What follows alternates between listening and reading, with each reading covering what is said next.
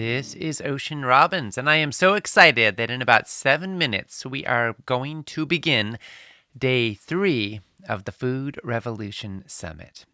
We'll be starting with Dr. Christy Funk at the top of the hour. Our focus today will be on cancer and how you can nurture health in every cell of your body. And I want to welcome you to day 3. I want to thank you so much for joining in. I want to congratulate you. And I hope that in some way this summit is able to bring you comfort, clarity, and wisdom and support in your life journey.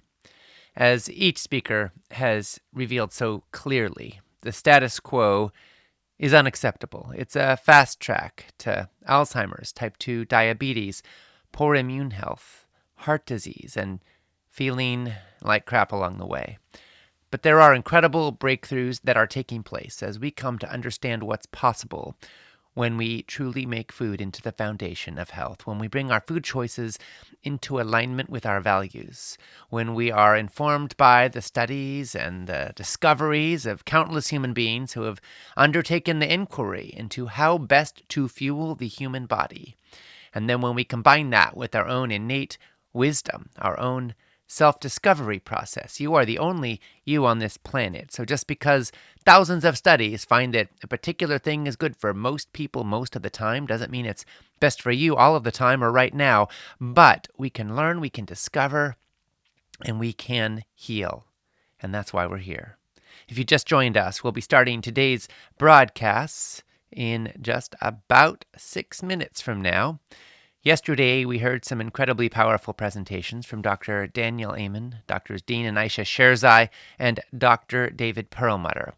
We've been receiving so many enthusiastic comments. And by the way, as we go through the day, you can comment and share your responses, your reflections, your reactions, your questions, your aha moments, and respond to others who are commenting as well. Carol Park said, "Thank you so much for this free summit. I love this information so much, and it has not only saved my life, but made my quality of life so much better. I'm a GED instructor, and most of my students live below the poverty level. I love sharing this information with my students. They often think that they can't afford fresh fruits and vegetables, but I do a lab class to show them that if they aren't buying processed foods, it is totally doable even on a low income. I love my work and sharing this information with my students. Thank you again, John, Ocean, and all the amazing speakers for sharing how to maximize our health. God bless your efforts." Well, bless you, Carol, and thank you for supporting your students and helping them learn and discover and being a stand for health in communities that need it. And we want to make that easier for you, so we're going to gift you with an empowerment package. Our team will follow up with you. Make sure to check your messages, your Facebook messages if you don't hear from us soon. We will be in touch, and we congratulate you. You'll own the MP3s and the transcripts of the entire summit for life, plus all the bonuses. And I know you will put it to good use. Craig Snyder said, "Where else can we get information that is life-changing as well as completely trustworthy?" Thank you, Craig. I'm so honored by your trust. You know, there are so many people out there who are really trying to make a buck off of people's fears about health. And it kind of pollutes the space, doesn't it? When you feel like there's an ulterior motive underneath it all. And in this summit, our goal is to support you in having the best health you can. That's why we're here. That's why our speakers are here. And so I thank you for your trust and your using what we're bringing to support you in your life. Karen Seaver said, "The other thing I really appreciate is the way your dad, who basically knows all this, honors the speakers for their knowledge and asks questions, letting them explain, offer their expertise, or discuss the subject matter instead of showing off his own knowledge and taking over. Not many interviewers know how to do this. John is much more professional in leading these. He may supplement material, but keeps the emphasis on the speaker. Thank you." Yes, Karen, I appreciate that too. You know, my dad's been a leader in the food revolution for decades. He's been inspiring millions of people, including a lot of our speakers in this summit. And I love the care with which he articulates the questions, summarizes, and helps us all absorb what the speakers are sharing It's just exquisite. I learned so much from him every single time.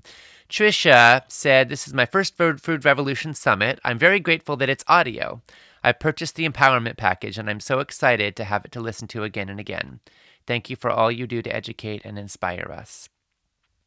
Today, our focus will be on cancer and how you can nurture health in every cell of your body.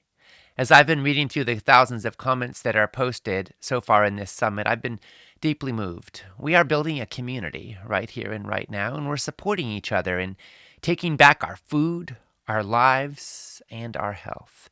And as we go through this day, I want to invite you to regularly refresh the comments at the bottom of the page and post your thoughts, your reactions, your feelings, and especially any insights that you hear that you want to capture or share with others. And please also respond to other people's comments. Let's keep the community going and growing. And if you feel moved by what someone else says or you want to add to it or answer a question, then please do so. If you just joined us, this is Ocean Robbins. I'm sharing a few welcoming words. We'll be starting day 3 in the Food Revolution Summit in about a minute now.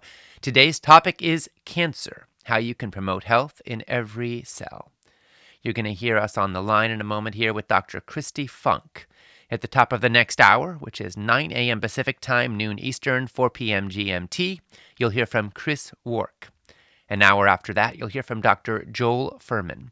As always, each interview will be expertly guided by my dad and colleague, John Robbins. Will last about 50 minutes and will be followed by questions, answers, reflections, and take-it-home insights. Cancer now takes the lives of more than 8 million people every year, and the devastating toll keeps rising. But do you know what is causing this cancer epidemic? Is it bad luck or bad genetics or the deficiency of some drug that hasn't yet been invented? No, it's not. We now know that 90% of cancer is actually caused by a combination of diet, lifestyle, and environmental factors. That is 9 out of every 10 cases. And today we're going to find out how we can seize the power to prevent and fight cancer and to thrive in life, starting with our knives and forks and what we do with them. We'll begin with breast surgeon Dr. Kristi Funk in a moment.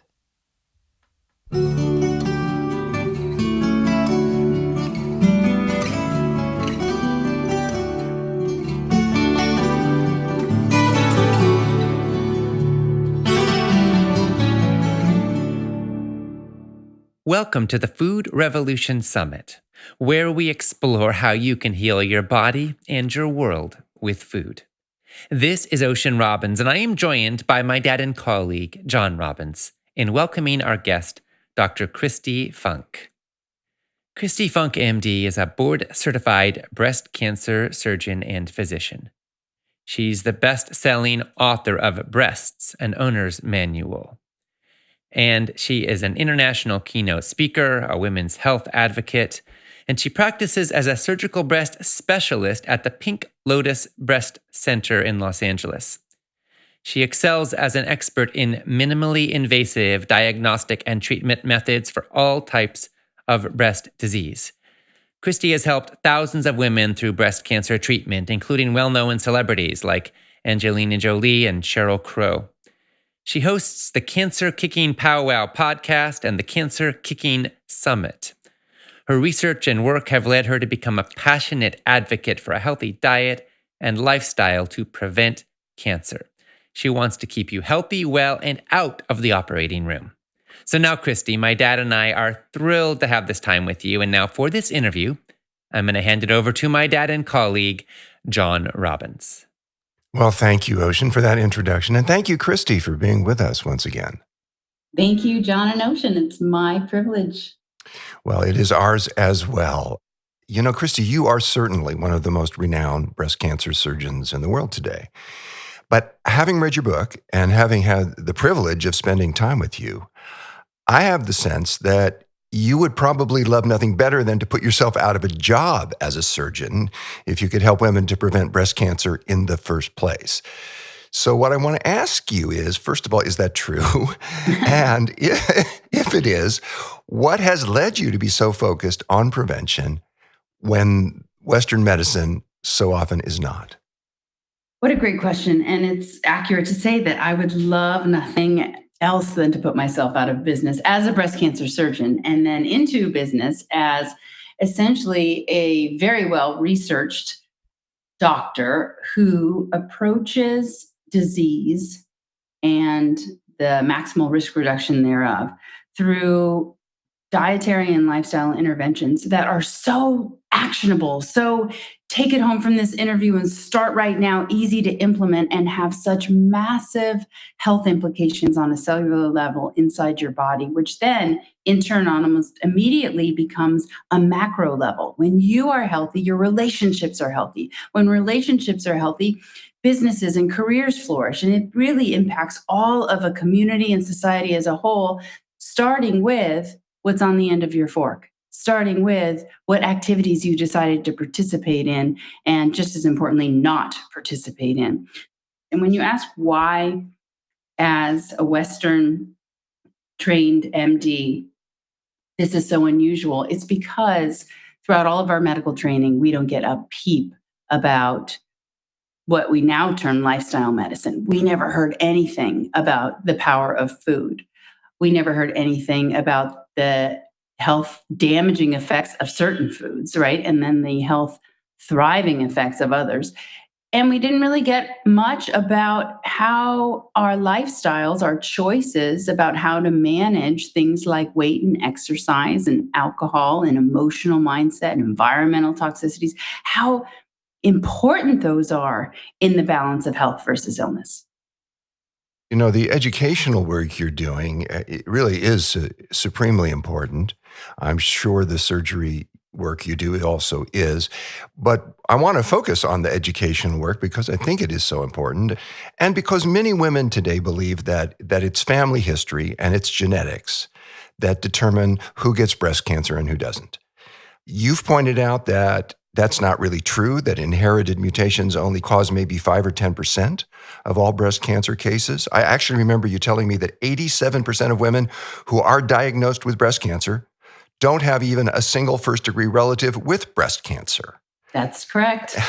But for some reason, when we go to see physicians, we're almost always asked about our family medical history. We're asked about whether our parents or siblings have had this or that disease. I'm sure women are asked whether their parents or mother or sisters have had breast cancer, but we're almost never asked about our diets.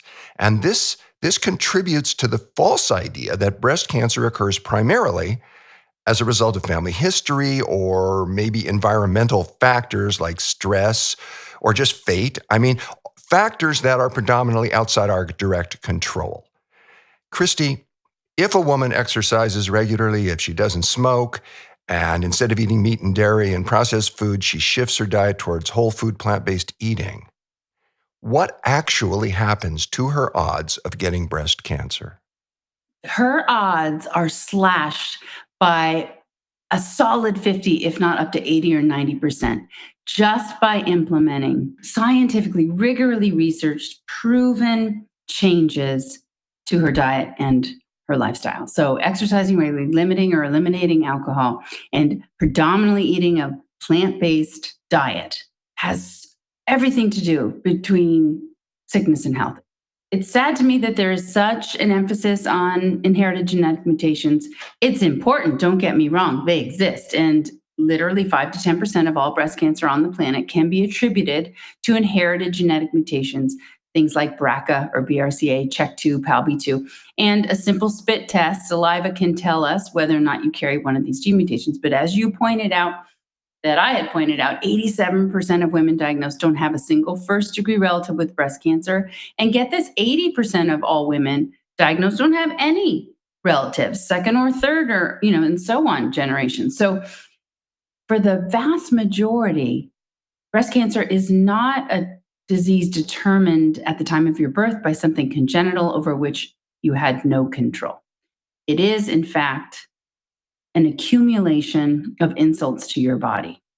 The initiation of a cancer cell, what changes it from normal to abnormal, be it, say, UV rays causing a melanoma change, right? Or dietary factors causing a breast cell to go awry, or radiation. We know all too well from something catastrophic radiation doses like Chernobyl, or atomic bombs exploding, that radiation has extreme detrimental effects on causing cancer to those on the outskirts, right? They continue to live, but then they have an abundance of cancers develop. But what about medical x-rays, right? That radiation. So you've created a cancer cell, but so what? Do you know how it needs so much fuel in order to propagate, for one cell to become 2, to become 4, to become 8? It needs an environment filled with inflammation and free radicals and oxidative stress. When it comes to breast cancer, probably 80% of them thrive and require extra levels of estrogen, growth hormones, angiogenesis, the ability to bring blood flow to it so that it can grab all the nutrients it needs to then live in this world where the abnormal cell growing without control or order can become an actual definable cancer that, boom, through that angiogenesis, through those blood vessels, straight out to liver, lung, brain, or bone, metastasizes somewhere. That process, that is at least 5 years, if not 10 or 20 in the making. So cell initiation is not the problem, it's promotion. So that's where control comes in. Even with a genetic mutation, promotion requires that microenvironment that a tumor cell requires in order to gain the fuels and the necessary nutrients it needs to persist and multiply. And that's where all of our control can be aimed, is in stopping promotion. Live a life that screams out anti-cancer inside your cells, not pro-cancer. Well, for a woman to know what to do to live a life so her cells are screaming anti-cancer and defeating any cancer rather than promoting any cancer cells that might have developed, a lot of women are hampered by a dangerous falsehood that circulates in our society, and that is that your diet just doesn't impact breast health. Now, that idea may be completely false, and in fact, it is false, but it is very widely held. I saw a poll that found that only 23% of American women are aware that there are any dietary steps that they could take that would lower their chances of developing breast cancer. And among women with less than a high school education, only 3% are aware that what they eat has any effect on their risk. If the idea that what we eat doesn't affect our odds of developing cancer is totally wrong, and I agree with you that it is, Christy, what's the truth then? Just how important is what women eat to their breast health? What I would love more than anything else for the 77% of women who did not think that diet had an impact, for them to understand is that some of the most powerful compounds on planet Earth, just as or potentially more powerful than the chemotherapy and other extremely toxic medications and therapies that would be offered to you as someone newly diagnosed with cancer, just as or more powerful than those with extreme collateral damage, come compounds dwelling inside of plants that, frankly, some of the pharmaceutical industries have extracted and adulterated and then sold back to you for $75,000 a shot. Literally, they come from plants. So if you think about a plant, it behaves like this little pharmacy, right? It's auto-dispensing molecules that kill off bacteria, viruses, and fungi before attackers can kill them. They preceded us as humans on Earth, and they developed this awesome weaponry to protect themselves against adversaries like the UV rays from the sun or microorganisms, right, and bugs. So let me think about that. If I were to chew and swallow a plant as a human, would those protective powers then be transferred to me? They absolutely would. I mean, the medicinal gifts of the Amazon provide the basis for countless medications that pharmaceutical companies sell. So the plant compounds, which have very chemical sounding names like the sulforaphane and indole-3-carbinol in broccoli and the genistein in soy and the ellagic acid in berries and walnuts, have the power to block carcinogenic action, to block the creation of cancer cells. And with that power literally comes the ability of plants to prevent the formation of cancer cells inside of you. Now, not every time, because the milieu, your microenvironment, is affected by many things and by many decades of perhaps consuming and behaving in ways that are more pro-cancer than anti. So just like, one day of eating a bunch of berries and flax seeds is not going to confer total protection.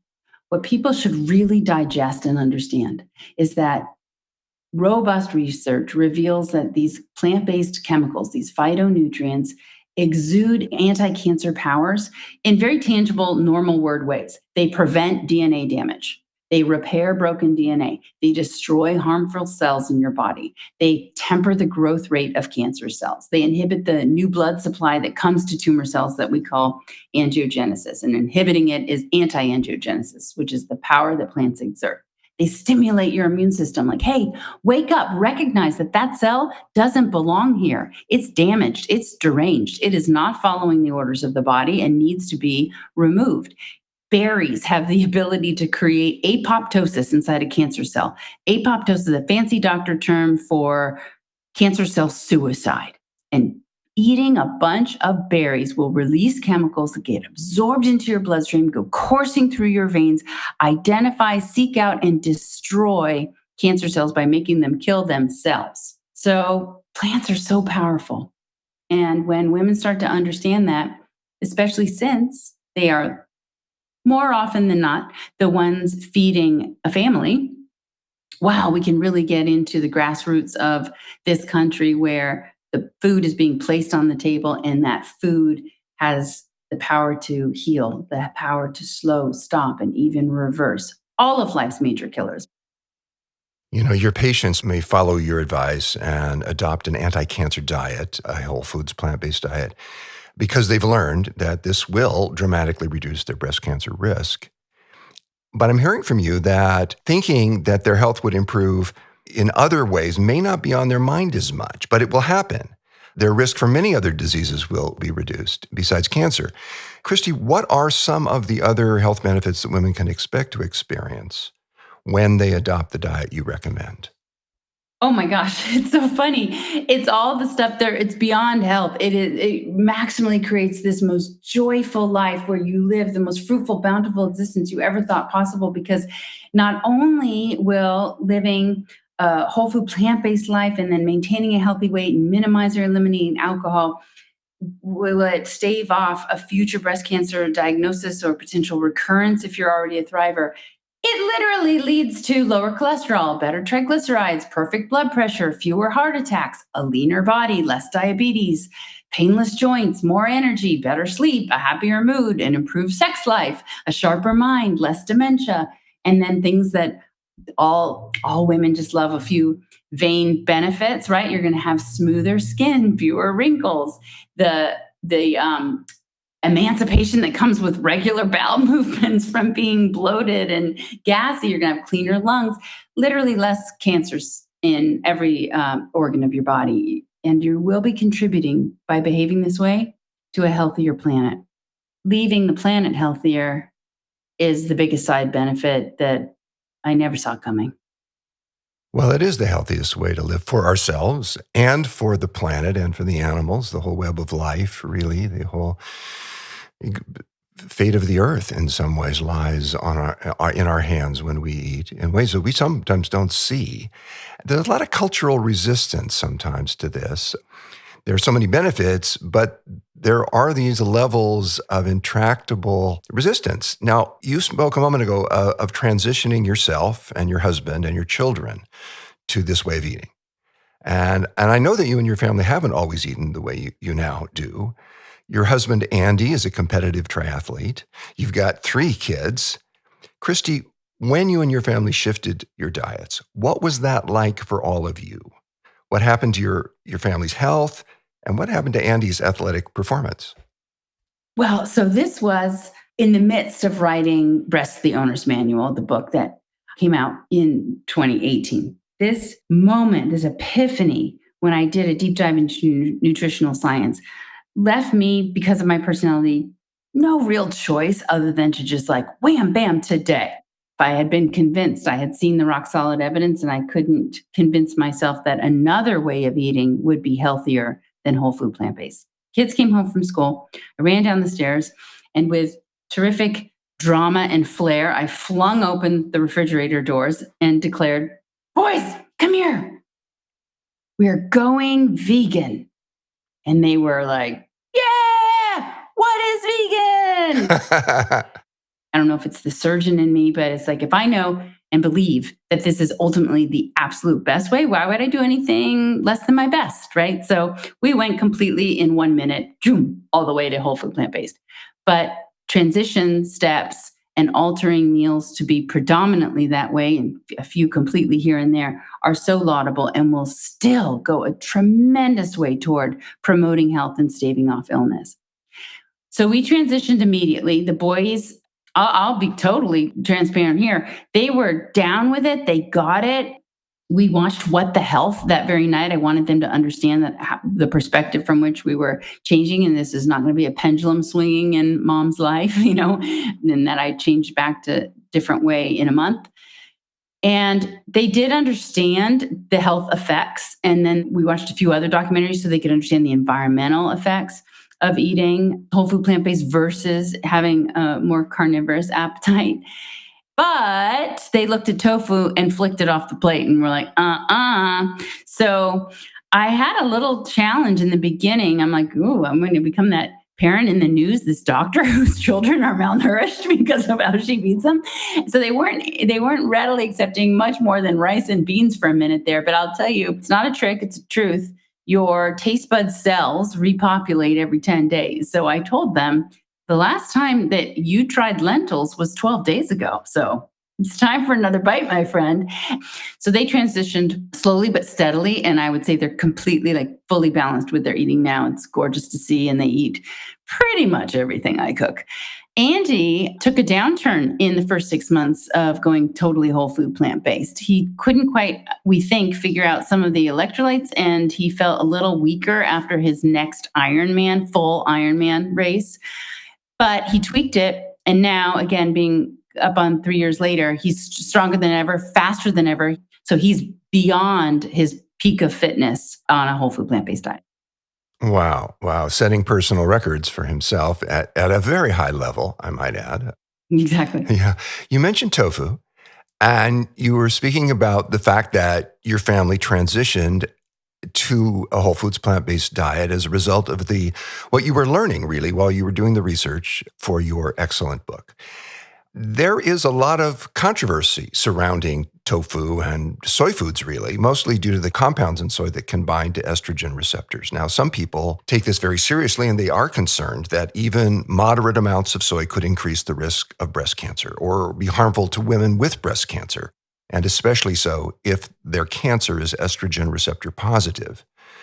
Now, Christy, this is an important topic, and I know it's one that you've researched in great depth. Can you help us understand what the truth is about soy? Can you set the record straight about soy?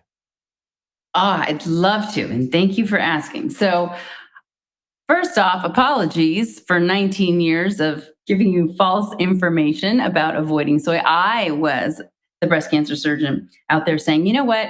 We know that soy contains isoflavones, some of which act like phytoestrogens, these plant-based estrogen-like compounds, and they have very near identical chemical structure to the estrogen in your body. So, 80% of all breast cancer cells have a little receptor sitting on them for estrogen. And when estrogen hits that receptor, it will send a signal to the cancer cell to multiply and divide.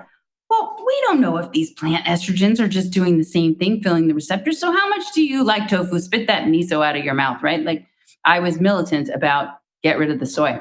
Okay, I go to write the book, deep dive into the science to literally pull the scientific facts for my position out of the literature and put it in the book.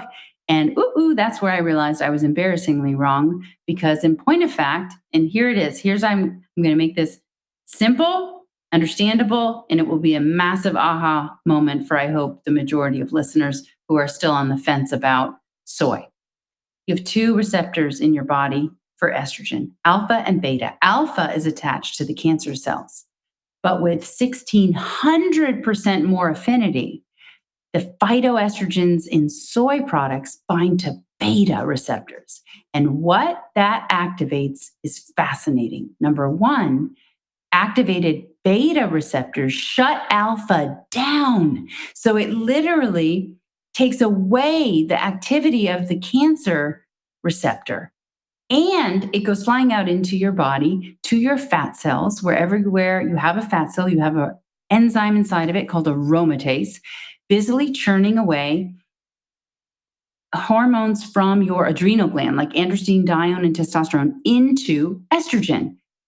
Soy, via the beta receptor, goes out and inactivates the aromatase. So now you're getting less conversion of other hormones into estrogen. So you're decreasing your estrogen that can fuel the alpha receptor. Well, wait a minute. So wait, but I said mostly it hits beta. What does soy do when it does hit alpha? Is it bad there?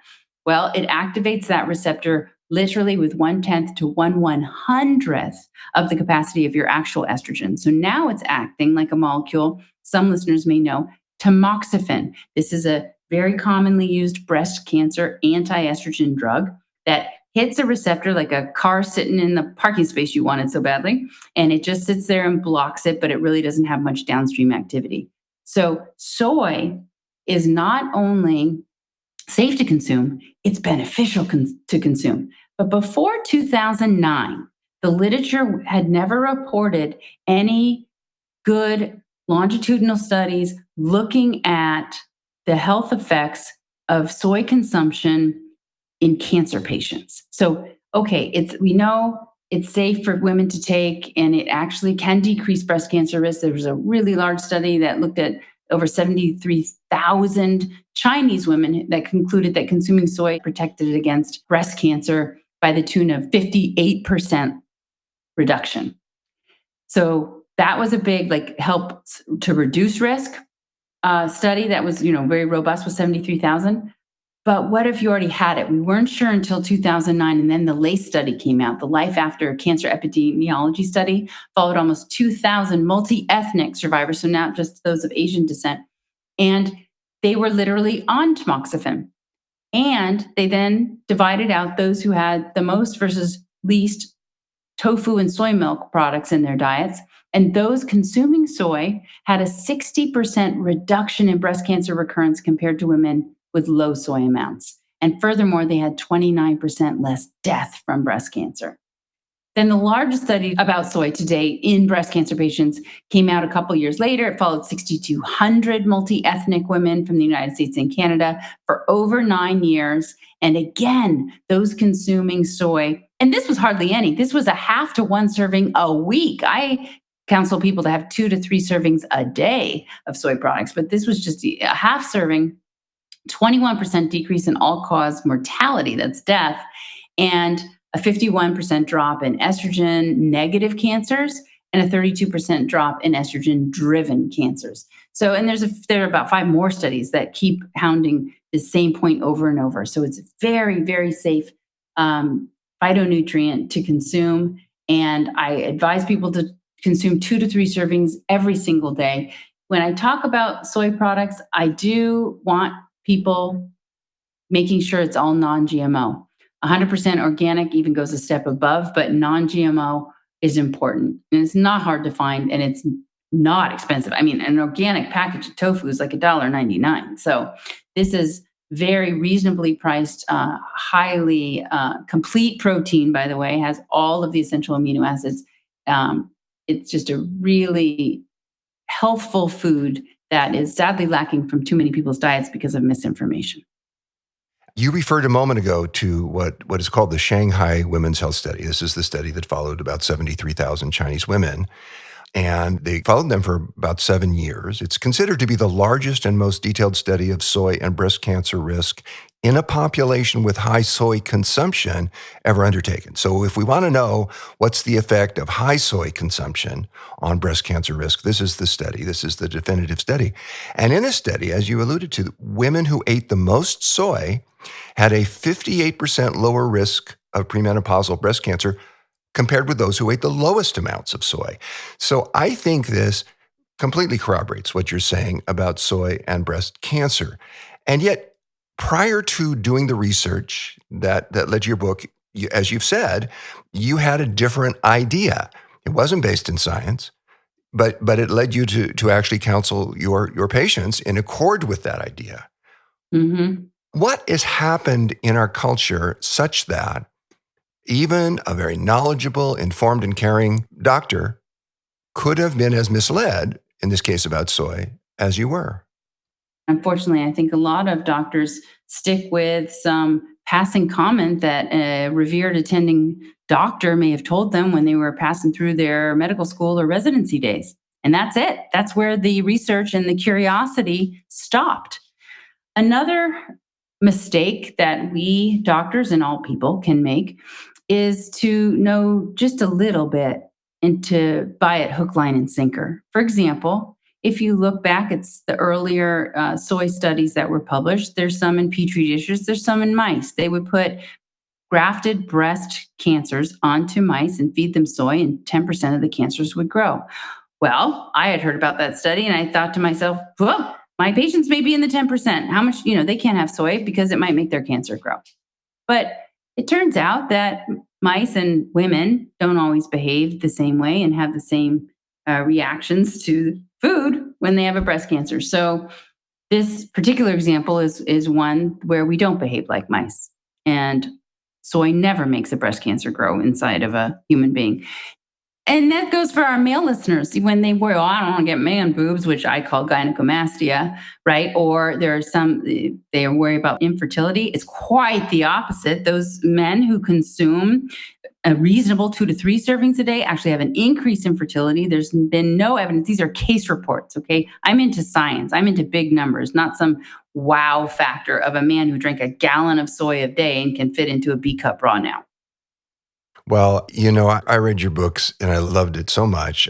Your book is titled Breasts and Owner's Manual, and a very substantial part of it is devoted to helping women to reduce their risk of breast cancer through intelligent and wise food choices. And you list 10 breast superfoods. And that list starts with cruciferous vegetables and leafy greens. And cruciferous veggies, of course, are those in the cabbage family.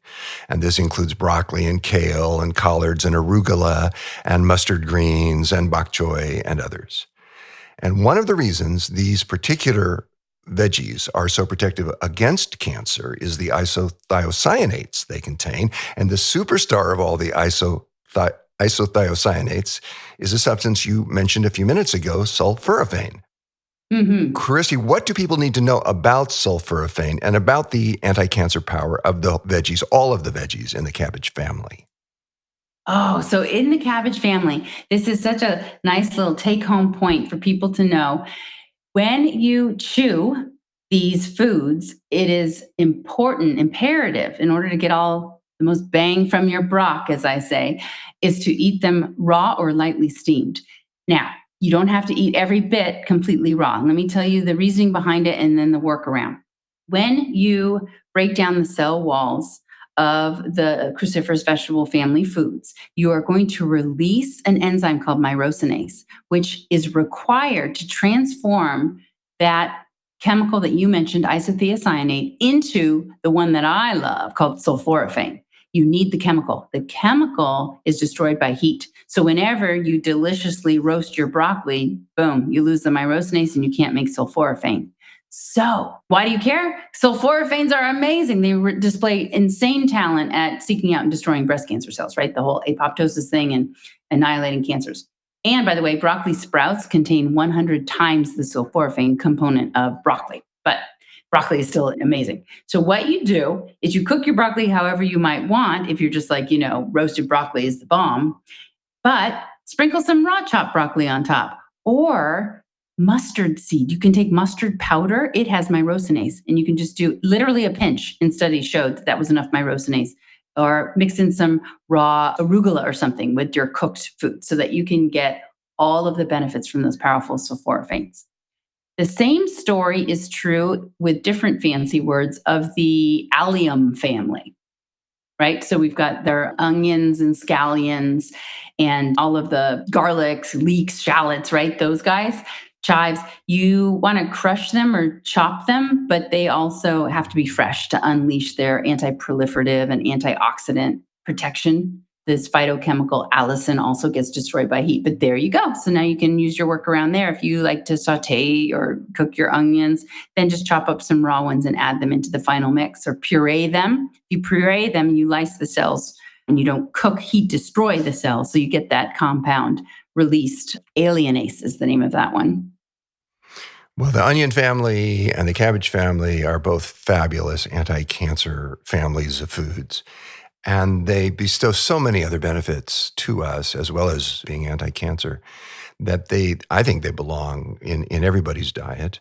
And there's another food, I don't know whether it is actually a vegetable technically, that I think belongs in everybody's diet, at least to some degree, and that's the fungi, mushrooms. You mentioned aromatase earlier. Mushrooms contain aromatase inhibitors. These are estrogen-blocking compounds, and this makes them, to my eyes, very potent anti-cancer foods for both men and women. In men, they keep testosterone and other androgens from being converted into estrogens, and they thus improve testosterone levels, particularly in older men where it's much appreciated. And so if I were designing the ultimate anti-cancer diet, I would include mushrooms, and I would include even the common white button mushrooms, not just the fancier, more expensive types, the medicinal mushrooms. Mm-hmm. Is that something that you would include if you were designing your ultimate anti-cancer diet?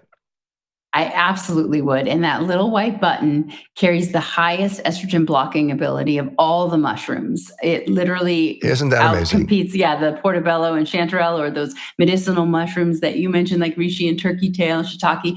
Yep, that little old white button. And guess what? It only takes 10 grams. And people are like, I have no idea how much that is. That would be the equivalent of your thumb. A thumb's worth of white button mushroom has the ability, in a large study looking at Chinese women, to drop breast cancer rates by 64% compared to age-matched no mushroom eaters. And in those women who also sipped on just a half a cup of green tea, and we can talk more about the merits of green tea, but they dropped their breast cancer rates by 89%. A mushroom and some tea. Now, there is a toxin called agarotine that exists in all raw mushrooms. So this is not a factoid in my book because I learned it after I wrote it. Now I've always just lightly cook, saute, steam somehow for 60 seconds. That's all it takes to blow the agarotine off. But all those raw mushrooms chopped on all those salad bars, toxins. Toxins. You've mentioned alcohol a couple of times. There is a widely believed idea that moderate amounts of alcohol, particularly red wine, can be beneficial. But you've written that of all the controllable risk factors for breast cancer, none is more prevalent across diverse populations and cultures than alcohol. Now, Christy, my read of the scientific literature tells me that almost any amount of alcohol can actually increase cancer risk. It's obvious to all of us what excess alcohol and alcoholism does. But my take from reading the literature is that any amount of alcohol can actually start to increase cancer risk. What's the truth about the role of alcohol in breast cancer risk? Right. So, it's important to note that the IARC, the official World Health Organization division that decides what causes cancer, has concluded that all alcoholic beverages are carcinogenic to humans. So it's never to be consumed in excess, but you're asking, can it be even consumed in any amount in a safe way? Well, yes, and it's probably, according to my deep dive into looking at alcohol, limited to red wine. And the effect there comes from resveratrol, which is the phytonutrient found in the skin of red grapes, the ones with the seeds. So if you want any of the benefits that I might enumerate in a minute, you can get them by chomping on some fresh, organic, preferably red grapes, the ones with the seeds. You don't have to drink wine because it's in the skin of the grapes. But resveratrol is actually the subject of a number of very interesting cancer treatment studies in the United States right now, because it is such a powerful compound as it relates to breast cancer when it comes to reducing inflammation inside your body. And the other component of red wine behaves like an aromatase inhibitor.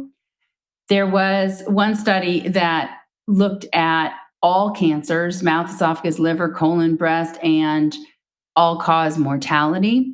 And the only subset that was okay was coming from those who consumed between 4 to 8 ounces of red wine a day. They actually had a decrease in all cancer relative to teetotalers.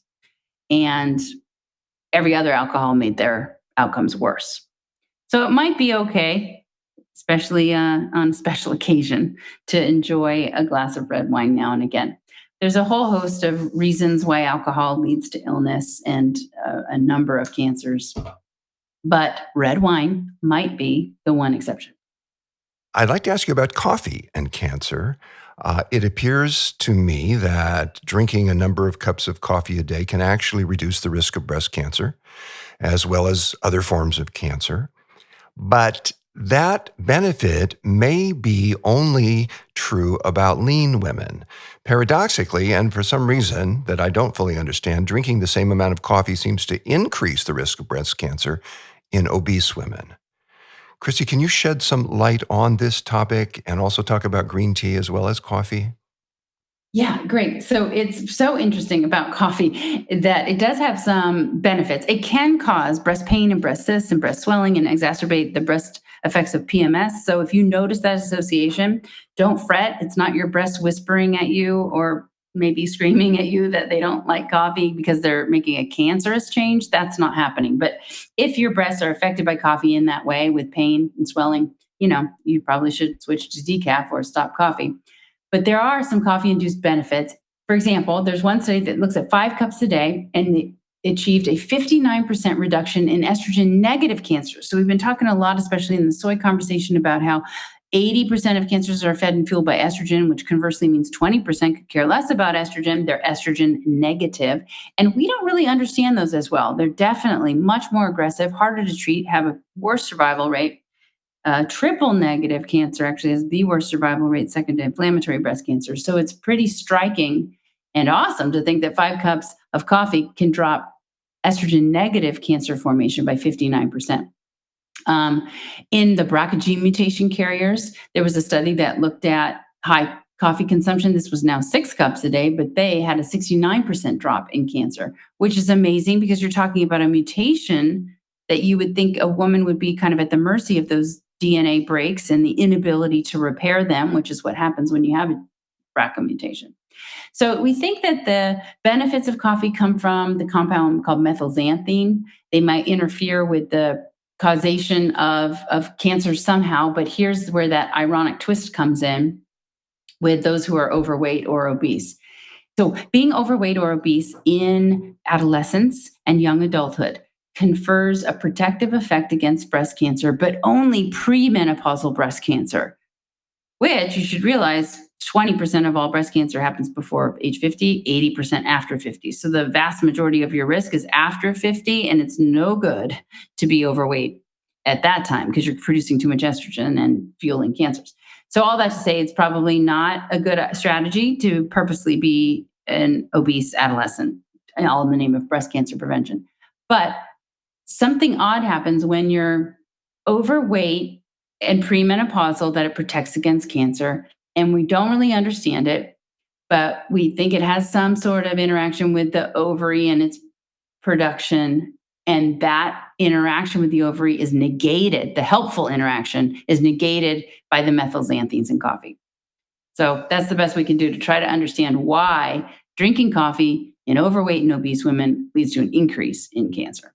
So the green tea is incredible to me. This is I kind of have a sweet smile on my face whenever I talk about tea because it was like the harbinger to my future self. I knew 25 years ago, I had done, for whatever reason, I was researching tea and its effects on breast cancer and found out that 3 cups of green tea a day can slash breast cancer incidence in half. And squeezing some lemon into your tea can potentiate the EGCG compound, the antioxidant epigallocatechin gallate. There's a mouthful. EGCG will increase 5-fold with the squeeze of lemon. So I, for decades now, would just take 3 cups of green tea every day at noon, plug and chug them down with a squeeze of lemon. And I had to plug my nose because I really hated the taste of green tea. Over the years, I've actually kind of developed my palate a bit, but that's how powerful this tea is. A 50% reduction. And there are even more studies that go into those who already have an existing cancer diagnosis. For example, there was one with women who had a stage 1 breast cancer, and this is Japanese women, and they had a 57% decrease in recurrence for drinking just 3 cups of green tea a day. And stage 2 breast cancer is 31% decrease. So there are some amazing anti-carcinogenic powers to the EGCG in green tea.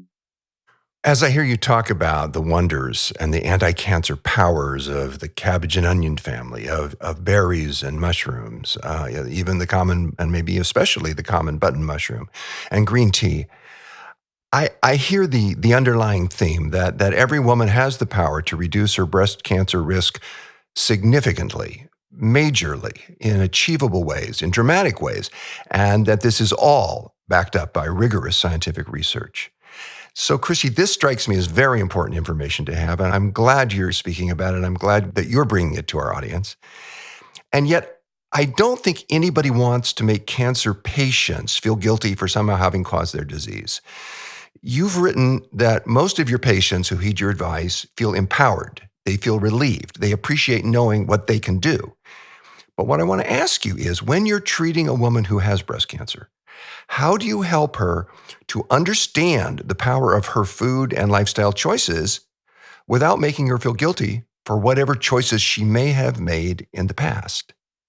So that's a great question. And it can be a very delicate one, especially when you're talking to someone who's diagnosed with an advanced stage and we're not really sure an absolute cure is on the horizon for her, right? It becomes much, much more of a delicate conversation. And I never accuse, blame, or criticize, which, by the way, is called the ABCs of a surgeon. They like to accuse, blame, and criticize. Yes. If you know any surgeons in your life, you might want to keep that one silently to yourself. But the point is, when I meet with women, they are at this beautiful convergence most of the time of having a receptive heart and not being defensive about what might have been ignorance. The simple, and why ignorant, I just mean not knowing, lacking information and knowledge. But now they're at a crossroads in life where they are very receptive to receiving new information and knowledge, especially when that is believed to be life-sustaining and healing. In the women who, quote unquote, kind of do everything right? They exercise well and they're thin and they've eaten well, or so they thought. I find that even they are even more motivated to kind of dive into the details of their every day-to-day life and the choices that they're making, because they thought they purposefully had engineered their lives to make the correct choices. And yet, darn it, here we are with a cancer diagnosis. So I find for pretty much every patient, really, that they can't wait to understand what they can do beyond the surgery, radiation, chemo, and anti-estrogen pills and targeted therapies and all the beautiful things that Western medicine can bring to this stage of trying to cure the cancer.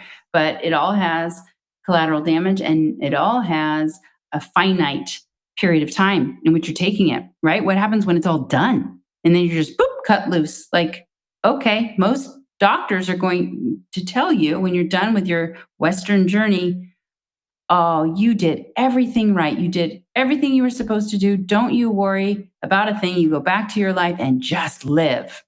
And while that's meant to be encouraging, wow, that's really horrible. You mean, because I was just living before and I ended up with the cancer. So I find that we can delve into the nitty-gritty of diet. And even for a very clean eater, there are some potent, here's a couple examples. I have a list of 6 anti-estrogenic foods. If you have an estrogen-driven cancer, let's make sure you're getting these 6 things in your diet pretty much every single day. And they're totally obtainable goals. We want a couple of servings of cruciferous vegetables. We want 2 to 3 servings of soy. We want that half of a button mushroom every day, right? The mushrooms. We have some citrus in there and fiber and flax seeds. And those are my top 6. Very well researched, very proven to reduce the estrogen burden in your bodies. Yeah, but the majority of the women I'm talking to are not purposefully putting in 1 to 2 tablespoons of ground flax seeds into their diet every day, right? So there's enough that I can do on the nutrition front, even in somebody who's already like 90% of the way there, to optimize nutrition. But man, there's so much to talk about when it comes to, and I'm going to tell you these 2 things, environmental toxicities and emotional stress. most of us, even a 30-year-old with breast cancer, right? She hasn't even lived badly enough, long enough to have all these DNA breakages accumulate, and yet here she is. She might feel helpless, but then when we start talking about meditation and the benefits of meditation and the scientifically shown decrease in inflammatory markers inside your bloodstream when you meditate, boom, there's a whole new strategy she can incorporate. So I approach all of my patients without judgment, but at the very end of the day, if they're willing to hear it, I'm not actually trying to blame, but I'm trying to say, hey, look, you're up 20 pounds. That helped this cancer survive and thrive. So let's lose it. Let's drop 10. And here's how. And we create a real actionable, doable plan to achieve these goals that will lead them to their most fruitful, happiest lives. Well, Christy, if surgeons deserve, and I'm sure some regrettably do, the ABC that they accuse and blame and criticize, I think in your case, what I hear is you're appreciating and you're blessing and you're caring. Thank you. I try. You do. You more than try. And you're so generous in how much you share and give. I have the impression, I mentioned this earlier, that your ultimate mission as a physician is to do everything you can to teach women about breast health, to help them to take charge of their overall health, and to understand what they can do to reduce their cancer risk. And I hear you telling us that every single day we make countless choices that either bring us closer to cancer or move us further away. And that what we eat can either fuel cancer cells or help our bodies to seek and destroy them. And that by eating whole and colorful plant foods, we really do help our bodies to defend themselves to the max. Christy, it has been a great pleasure for me to speak with you today. And on behalf of Ocean and myself, and really everyone involved in the food revolution, and all women and everyone who has breasts, I thank you for your outstanding work and your deep caring, and of course, for being with us today. Oh, and I thank you for all that you do in your life, John and Ocean. And I thank the Food Revolution for inviting me back. We've been talking with Dr. Christy Funk, founder of the Pink Lotus Breast Center and author of Breasts, an Owner's Manual. Christy, you're one of the most accomplished breast cancer surgeons in the world. You've walked thousands of women through one of the most challenging moments of their lives. And now you're helping all of us with your brilliant insights, your wise guidance, and your eloquent passion. We are so grateful for your partnership in the food revolution. Thank you.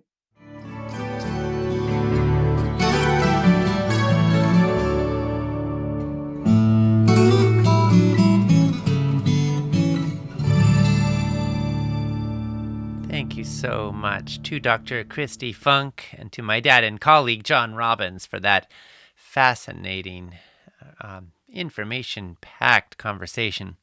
To express your opinions on what you've been hearing and to find out what other people are saying, post and engage in the comments section on our broadcasts page. Make sure to refresh the comments using the button for Get the Latest Comments so you can see the most recent ones that have been shared.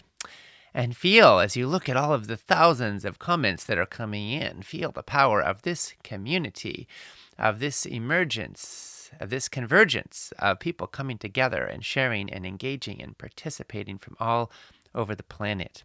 Our next presentation will be an interview with Chris Wark. It will start at the top of the next hour, noon Eastern Time, 9 Pacific Time, 4 p.m. GMT, followed by Dr. Joel Furman at the top of the hour after that. And now I want to respond to a few of the comments that we've been receiving. Candia McCullough said, "Thank you, Christy Funk, for your amazing presentation. It has inspired me, as you have amazing energy, experience, and knowledge. Over the years, I have cried hard watching people I love die around me. Naturally, we did everything we could with the knowledge we had at that time. I recall being left feeling completely helpless. That is, until now.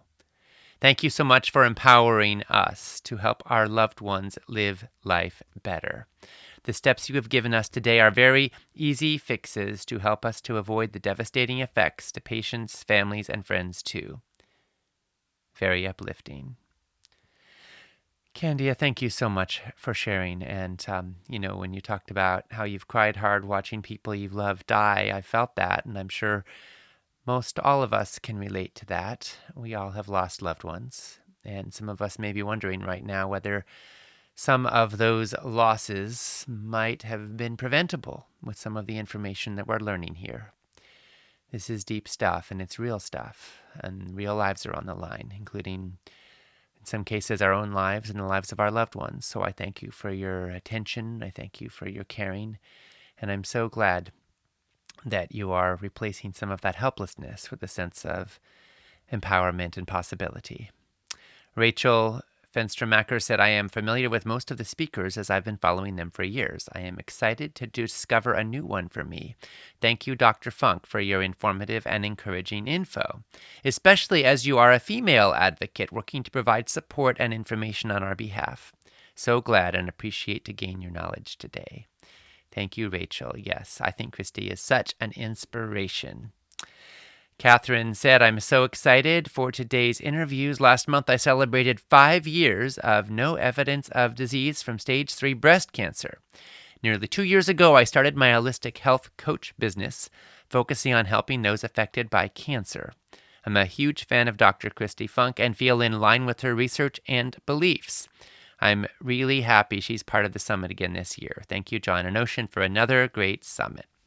Well, thank you, Catherine. I'm so glad you're here. And I want to highlight something here in what Catherine just said. So she just celebrated 5 years of no evidence of disease from stage 3 breast cancer. 2 years ago, she started her holistic health coaching business, focusing on people with cancer. Isn't it interesting how often it is our greatest challenges, our greatest pains, our greatest sufferings that can fuel in us new possibility when we are able to use them in that way. So here's Catherine, who faced something nobody would ever wish on anybody. She had a breast cancer, stage 3 breast cancer diagnosis, and yet her healing journey propelled her, and now she's here to help others on the journey. And I'm just so grateful. Thank you, Catherine. Thank you. I'm sure your clients are lucky to have you, supporting them and coaching them on their health journey. Karen Gaylor said, Dr. Barnard says soy is good for stopping hot flashes and night sweats. Yes, Karen, he does. And we're going to hear a lot more from Dr. Neil Barnard on day 7 of this summit. We're going to focus on diet and lifestyle for balanced hormones. So make sure you tune in for that one. Andreas Pabasachario, and I apologize, Andreas, if I am mispronouncing your last name. Andreas said, I am a medical student and I find this info valuable. I hope to incorporate plant-based healing in my practice. Thank you for organizing these amazing, scientifically rigorous presentations. You're so welcome, Andreas, and bless you and thank you for incorporating this into your practice. We're so grateful that you will be doing so, and I know your patients will be blessed as well. Barona Boranosa said, good morning, John and Ocean. A big hug from South America. Thank you so much for your amazing work. You changed my life, my health, and my view about food. Well, Barona, thank you so much for being here. And we welcome you and everyone else from South America who is a part of this summit. We heard from Regina Pitarch, who said, can you guys talk about eating fish, good or bad? I know all the benefits of eating plant-based and not eating animal products. However, I haven't heard about fish. Regina, thanks for asking. Quite a few people actually have been asking about fish today. So let me share a few words here. First of all, this is a controversial topic because there's a lot of different studies that kind of point in different directions. But broadly, there are many studies showing that fish can be associated with positive health outcomes for many people. That is to say that there are studies showing children with higher IQs when they ate fish in childhood, children with higher IQs when their mothers ate fish during pregnancy, people with lower rates of heart disease with fish consumption, sometimes cancers as well. What we don't know is that because they're eating fish instead of beef or pork or chicken or processed meat? Is it because the fish itself is beneficial? Would a whole foods, plant-based diet be healthier with fish than with not? So partly you have to look at the whole dietary pattern to gain insight there. But the other thing is that we have to look at it from a holistic perspective. We're strip mining our oceans. they are not, we're not harvesting fish sustainably. And the rate we're going, by the year 2050, there will be more plastic than fish in the oceans of the world. There's also the reality that we now have studies showing us clearly that fish feel pain. And for some people, they choose for ethical reasons not to want to eat fish. And I respect that if that's your choice. I also respect the people who are looking at the data and saying, what can I do for optimal health? And so some people choose to consume some modest amounts of fish in their diet, along with the whole foods plant-based diet. Other people do not. If you don't eat fish, I think it's advisable to bring in some EPA and DHA, omega-3 fatty acids, supplemented from algae sources, and to make sure you're also getting vitamin B12. And ultimately, it's a personal choice. There are ethical considerations. There are sustainability considerations. Most of our fish is polluted with large amounts of mercury and other heavy metals. And our oceans are polluted, and more so. And a lot of our fish now have plastics in them, tragically. So there's a lot of different factors to go into this. But purely from a health perspective, there are arguments to be made that many people may benefit, and probably not everybody. And you also want to look at sourcing. And if you are going to consume fish, make sure it's low in mercury and PCBs and heavy metals, which means generally wild salmon, sardines, anchovies, and other low mercury fish are the best bet. And ultimately, do what makes sense for you and your own ethics and sense of values. I want to give an empowerment package now to Ava Pitts, who said, having recently this month been diagnosed with breast cancer, this summit has been a blessing. Listening to Dr. Funk has given me strength and knowledge to change my outlook on cancer. Knowing that diet is a major factor in reducing, preventing, and even reversing cancer is huge, and I am implementing what I'm learning. Well, wonderful. Ava, we are so glad that you are on this journey and you are here now, and we want to support you. So congratulations. Our team will follow up with you to gift you with an empowerment package on your journey. In a few moments, we'll be on the line with one of my friends, a guide and coach and ally to hundreds of thousands of people on their cancer healing and reversal journeys, Chris Wark. But first, a short message about Food Revolution Network's mission. At Food Revolution Network, we're on a mission for healthy, ethical, sustainable food for everyone who eats. We believe that no matter where you come from or what you've been through, the simple truth is you are meant to thrive. The Food Revolution Summit is packed with so many insights that it can be difficult to absorb and apply all of them. That is why we created the Empowerment Package, which includes the entire summit, plus all the transcripts and loads of bonus material that you can refer back to as often as you like for life. We have a mission. We want an end to routine use of antibiotics in factory farms. We want kids to learn about healthy food in school, and we want doctors to learn about nutrition in medical school. We want to slash rates of heart disease, cancer, diabetes, and obesity, and to uplift the health of millions. When you purchase the Empowerment Package, you are supporting your health and this mission. And for each package purchased, we make a donation to Trees for the Future, enabling them to plant an organic fruit or nut tree in a low-income community. Invest in your health and the health of those you care about most, and help us change the status quo by purchasing your Empowerment Package today.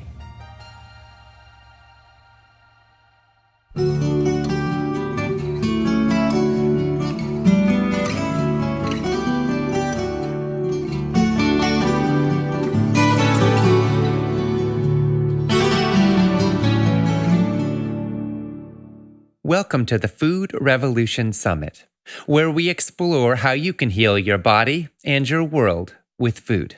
This is Ocean Robbins, and I am joined by my dad and colleague, John Robbins, in welcoming our guest, Chris Wark.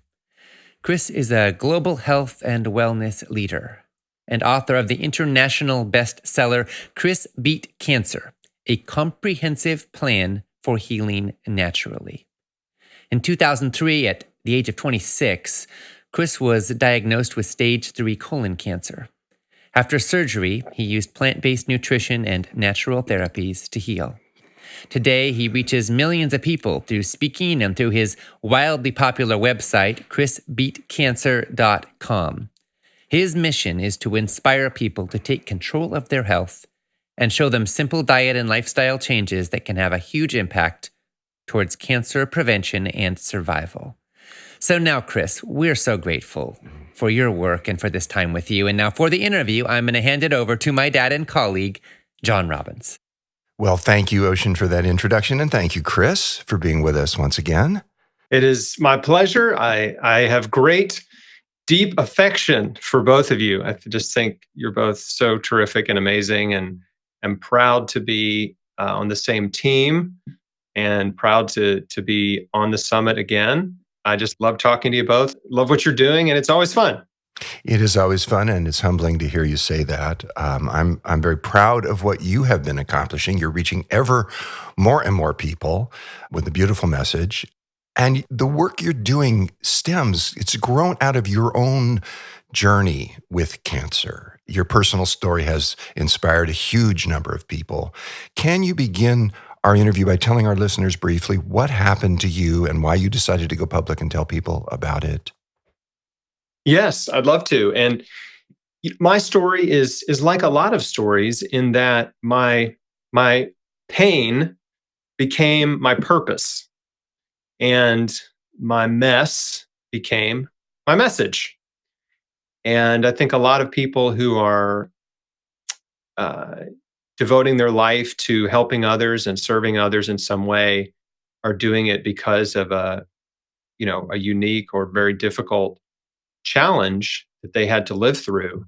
And it changed who they are. It taught them more than they can even express about life. And so I feel like myself and I know both of you and so many others of us in this space are really just trying to give back and trying to share what we've learned and encourage people and inspire them and give them hope. And not just that, but also information and tools and resources that they can use to help themselves. And I feel like there's no better way to live your life or to earn a living or to pursue a profession than one that is devoted on helping other people. It's just the best. So, well, as you've become more successful and your work has been reaching more people, there are some defenders of the cancer establishment, people who are invested in chemotherapy as a treatment, people who think that dietary and lifestyle changes are futile against the ravages of cancer and therefore really should not be taken seriously. These folks, some of them have taken it upon themselves to attack you and to criticize your work. Now, some of our summit participants may have heard or may in the future hear these kinds of attacks against you, some of which I have read and I consider them to be intensely mean-spirited, honestly. Chris, is there anything you would like our participants to know to set the record straight? I just learned right away that I don't take those things personally. And, I just have learned to accept that if 99 people say, thank you so much, there's going to be one person that says, you're pure evil. It's like, okay, so there's nothing I can do about it. And I really focus my attention on helping the people that want my help. And I'm not trying to convince someone who's my enemy or my opponent or is against me or decided they don't like me. I just accept it. Like there's people that aren't going to like me. People are going to be mean to me. And I also made a decision to forgive them. There's too much important work to be done. And there's too many people that need help for me to waste any time and attention on people who attack me and want to troll me or criticize me. So, having said that, I was diagnosed with stage 3 colon cancer when I was 26. It was 2003, December, it was a few days before Christmas. And, it's terrible news. Cancer. I mean, it's the worst news ever, besides someone that you love just dying. It's like they're basically telling you, you have a terminal illness that is likely to kill you. And at 26, it's especially scary because I still felt like a kid. I did not feel like a grown-up. I still felt like a very young person. And I felt like I had just barely started living. I was only 2 years out of college, a newlywed, and just barely just trying to just get something going. in my life. And I was in real estate and I was excited about that career and renovating houses and excited about my new marriage.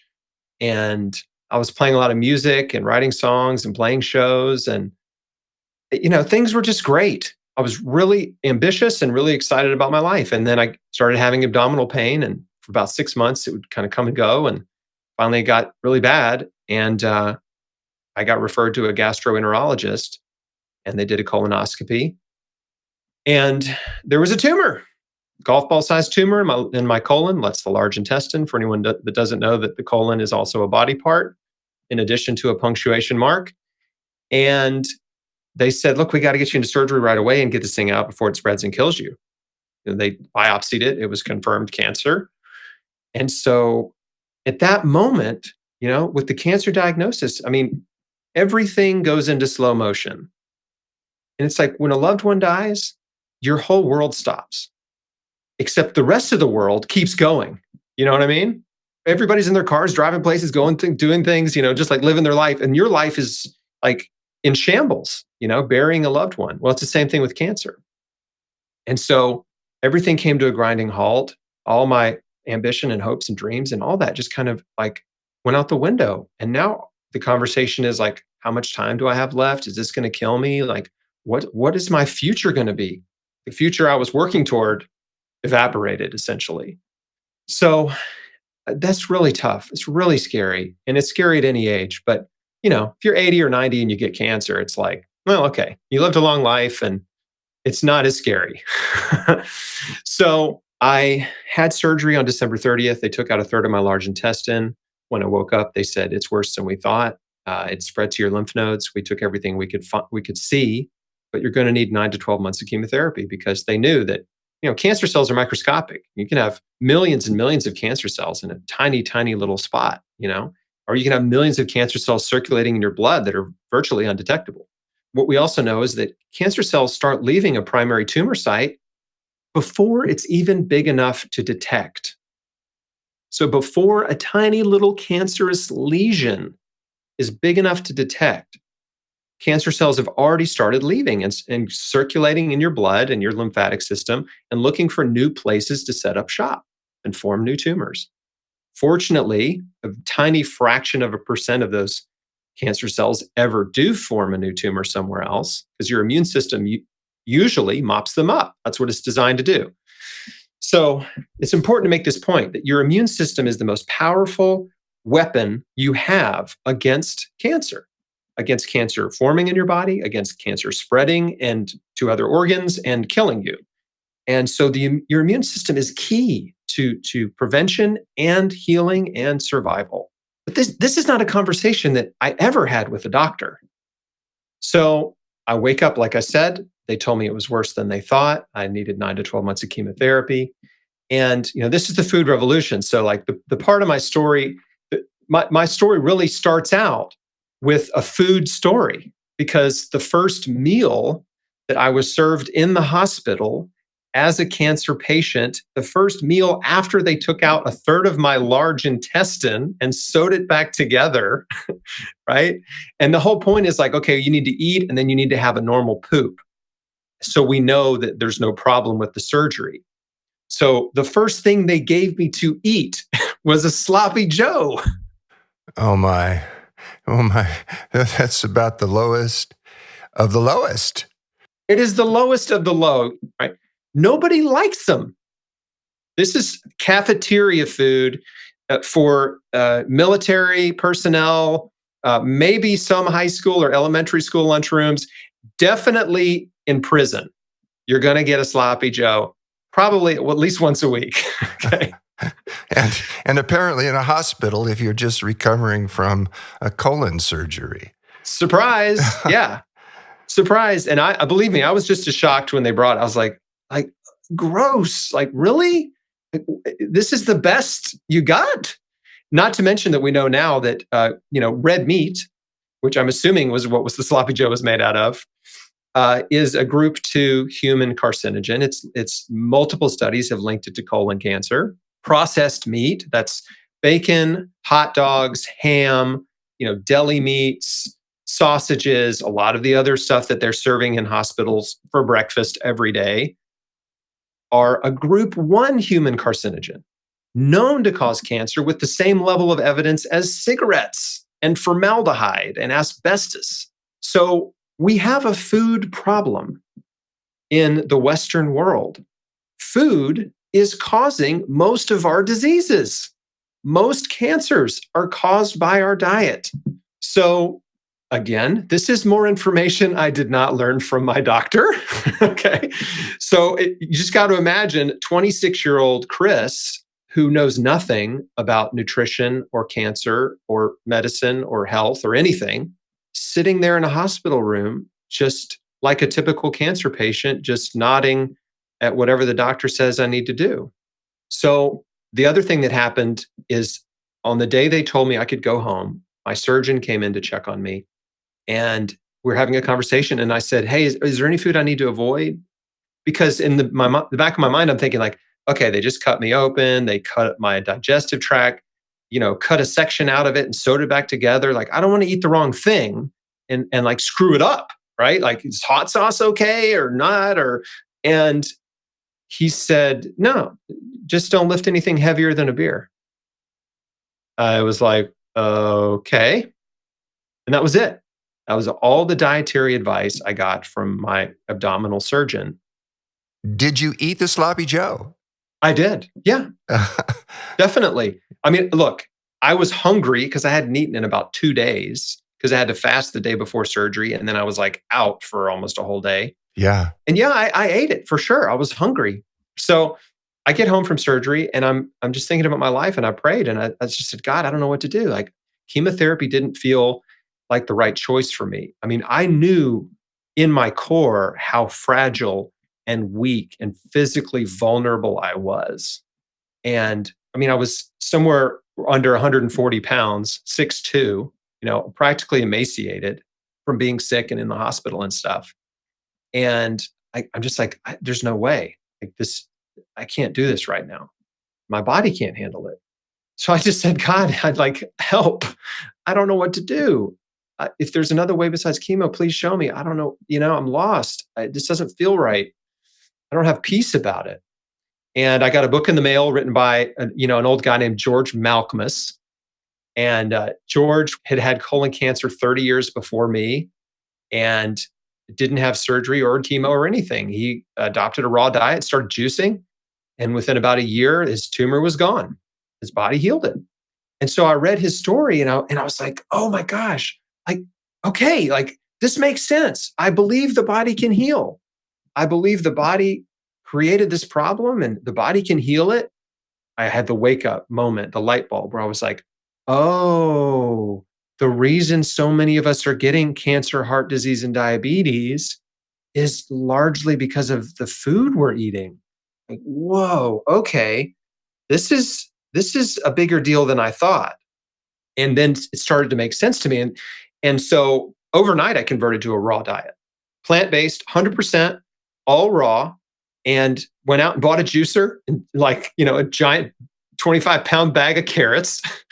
And I'm like, I'm doing this. Like, I'm going to transform my diet.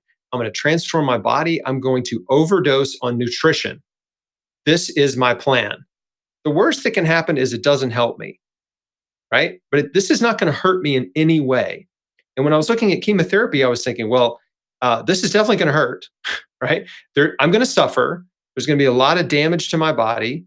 And the worst that can happen is it doesn't work and it wrecks my body, right? It's like, I need to build up my body. I need to strengthen my immune system. Maybe I need to detoxify. And you're thinking, no, I don't want to do chemotherapy. It's toxic. It can't be good for me. Your instinct is to try something very different that the oncological community as a whole doesn't really respect or understand. Namely, in your case, a raw foods diet, with plant-based diet, all plants, and lots of juices and over-nutrition, just as you often put it, overdosing on nutrition. And it worked for you. It led you to your whole life. As you said, your mess became your message, and your pain became your purpose, which is just beautifully put. Can you explain why you say that and help us to understand what you mean when you say that? For me, in the beginning, I was only focused on getting well. And like you said, I took massive action. I created a simple daily routine for myself that was just focused on hardcore anti-cancer nutrition and removing stress from my life and exercising and just I just rearranged my whole life and eliminated everything that I could find that might have been contributing to my disease. I got well. And 6 years later, I decided to share my story. So I didn't jump right out there. I waited because I didn't want to mislead people. I didn't want to be wrong. Like, what if I'm just lucky? Or what if this doesn't work? Or what if it comes back? So I just kept reading and researching and finding more and more people that had done the same thing I did. And I became so excited to share those stories and to talk to those people and learn from them and find the common threads between us. And so the more people I talked to with, like I said, all types and stages of cancer that had healed, the more I realized like healing is possible. And the most important thing for someone who is trying to heal a disease like cancer is they have to believe that it's possible. Like that's where it starts. You have to believe that it's possible. In order to believe that it's possible, you need to hear the testimonials of others who've done it. And so that's sort of the foundation of everything that I did and everything that I encourage people to do just starts with this idea that like you have to believe that your body can heal. Cancer cells are your cells. Your body created this problem. Your body can heal it if given the proper nutrients and care. And that sounds overly simple, but it's a very big thing, right? It's also a very big step for a lot of people. We have normalized a way of eating and a food supply that's carcinogenic in many respects. Yes. We have an overwhelming number of studies telling us that what we eat and what we don't eat has an enormous impact on our cancer risk. And I'm thinking particularly now of a study that came out in 2018 that found that every 10% increase in consumption of ultra-processed foods increases your cancer risk by 12%. Now, the scary reality of that is that the average person in the US today is getting 64% of their total calories from ultra-processed foods. That's the average person. There are many people getting more than that. The diet we see eaten around us every day, all around us, is so high in refined carbs and processed foods and sugar and meat and other animal products. It's clearly cancer promoting. And I wish more people realized the enormous anti-cancer power that they can put into their bodies by eating whole, colorful plant foods. And I want to ask you, Chris, what is what you referred to it a moment ago, a hardcore anti-cancer diet or nutrition plan? What I did and what I encourage people to do is to eat a whole foods, plant-based diet. Like eat whole fruits and vegetables in their natural state. They can be raw or they can be cooked. Both are great in different ways. But what I did was I went, you talked about ultra processed food, right? I was eating tons of ultra processed food. I was typical American, pizza and burgers and fries and, chicken nuggets and microwave lasagnas, microwave sausage biscuits for breakfast, crappy sugary cereal, just supersize me, fast food meals. That was what I lived on for at least 10 years of my life. Now, people can live on that stuff a lot longer before it catches up to them. It just got me early. Was I genetically predisposed in some way? Maybe, but whatever. It got me early. I went from eating 1 to 2 servings of fruits and vegetables on a good day, right? That's like if I had a banana and, maybe my wife made some dinner and there was like some broccoli or something on the plate, to eating between 15 and 20 servings of fruits and vegetables every single day, every day, every day, every day. So the compounds in blueberries, in green tea, in garlic, in broccoli, in onions, in mushrooms, in apples, in pomegranates, they're almost pick a fruit, pick a vegetable. There's a study talking about the anti-cancer compounds in that plant. So the cool thing is there's studies now, and they used to say, 5 servings a day is ideal. You need 5 servings a day. Now they're like, no, you need 10 servings a day. Well, that doesn't leave much room for junk food, meat and dairy, right? if you're eating 10 servings a day of fruits and vegetables. But I was eating 15 to 20 because I was also juicing. So I was juicing carrots and beets and celery, all kinds of good stuff. And I was drinking about 64 ounces every single day throughout the day of fresh vegetable juice, in addition to my meals.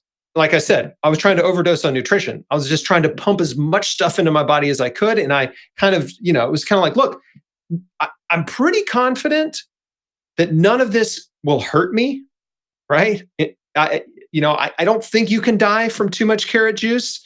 I did learn you will turn orange, which I did, but I did not die, and I did not suffer any long-term effects, and I did not stay orange, so that's good.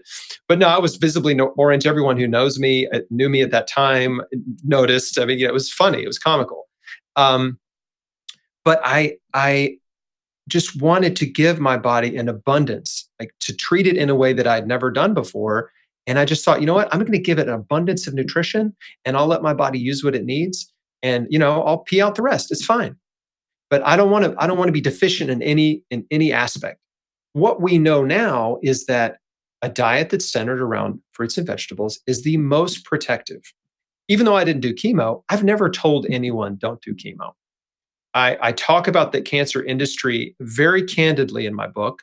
I talk about the perils and pitfalls of treatment. I talk about the dangers of treatment. I help people understand what they're getting into before they say yes, so they can make the best decision for them. Because most patients are just rushed into treatment with high hopes, not realizing the treatment has, in some cases, may have zero benefit, may actually make things worse, can cause cancer stem cells to become more aggressive, can destroy your liver and your immune system, and do more harm than good.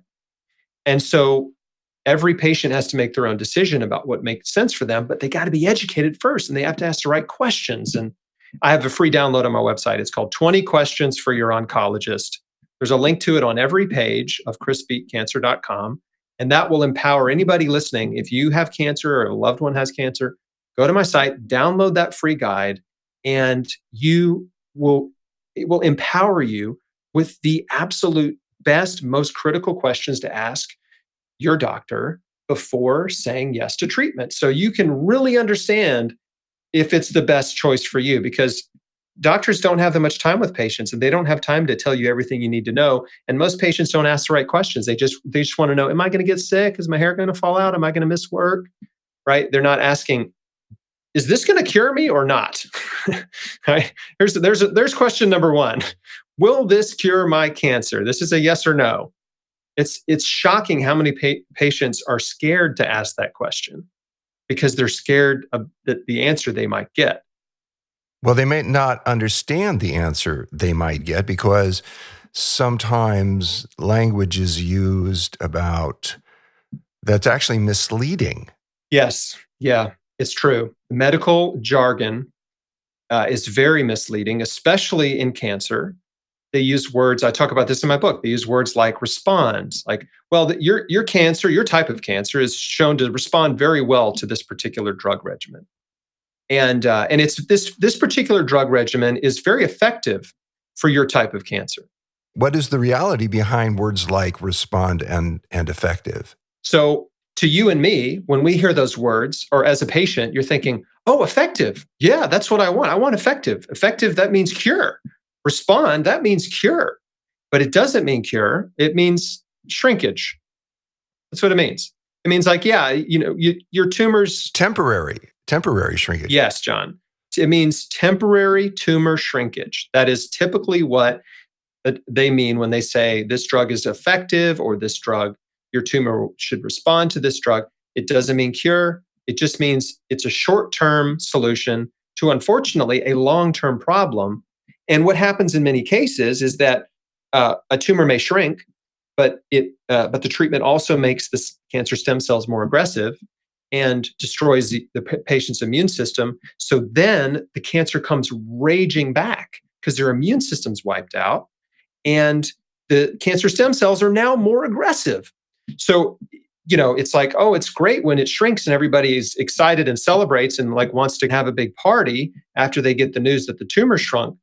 But The sad thing is in a few months, things usually take a really dramatic turn. And the next scan, it's like, uh-oh, there's spots in your liver now, spots in your bones, your brain, your lungs.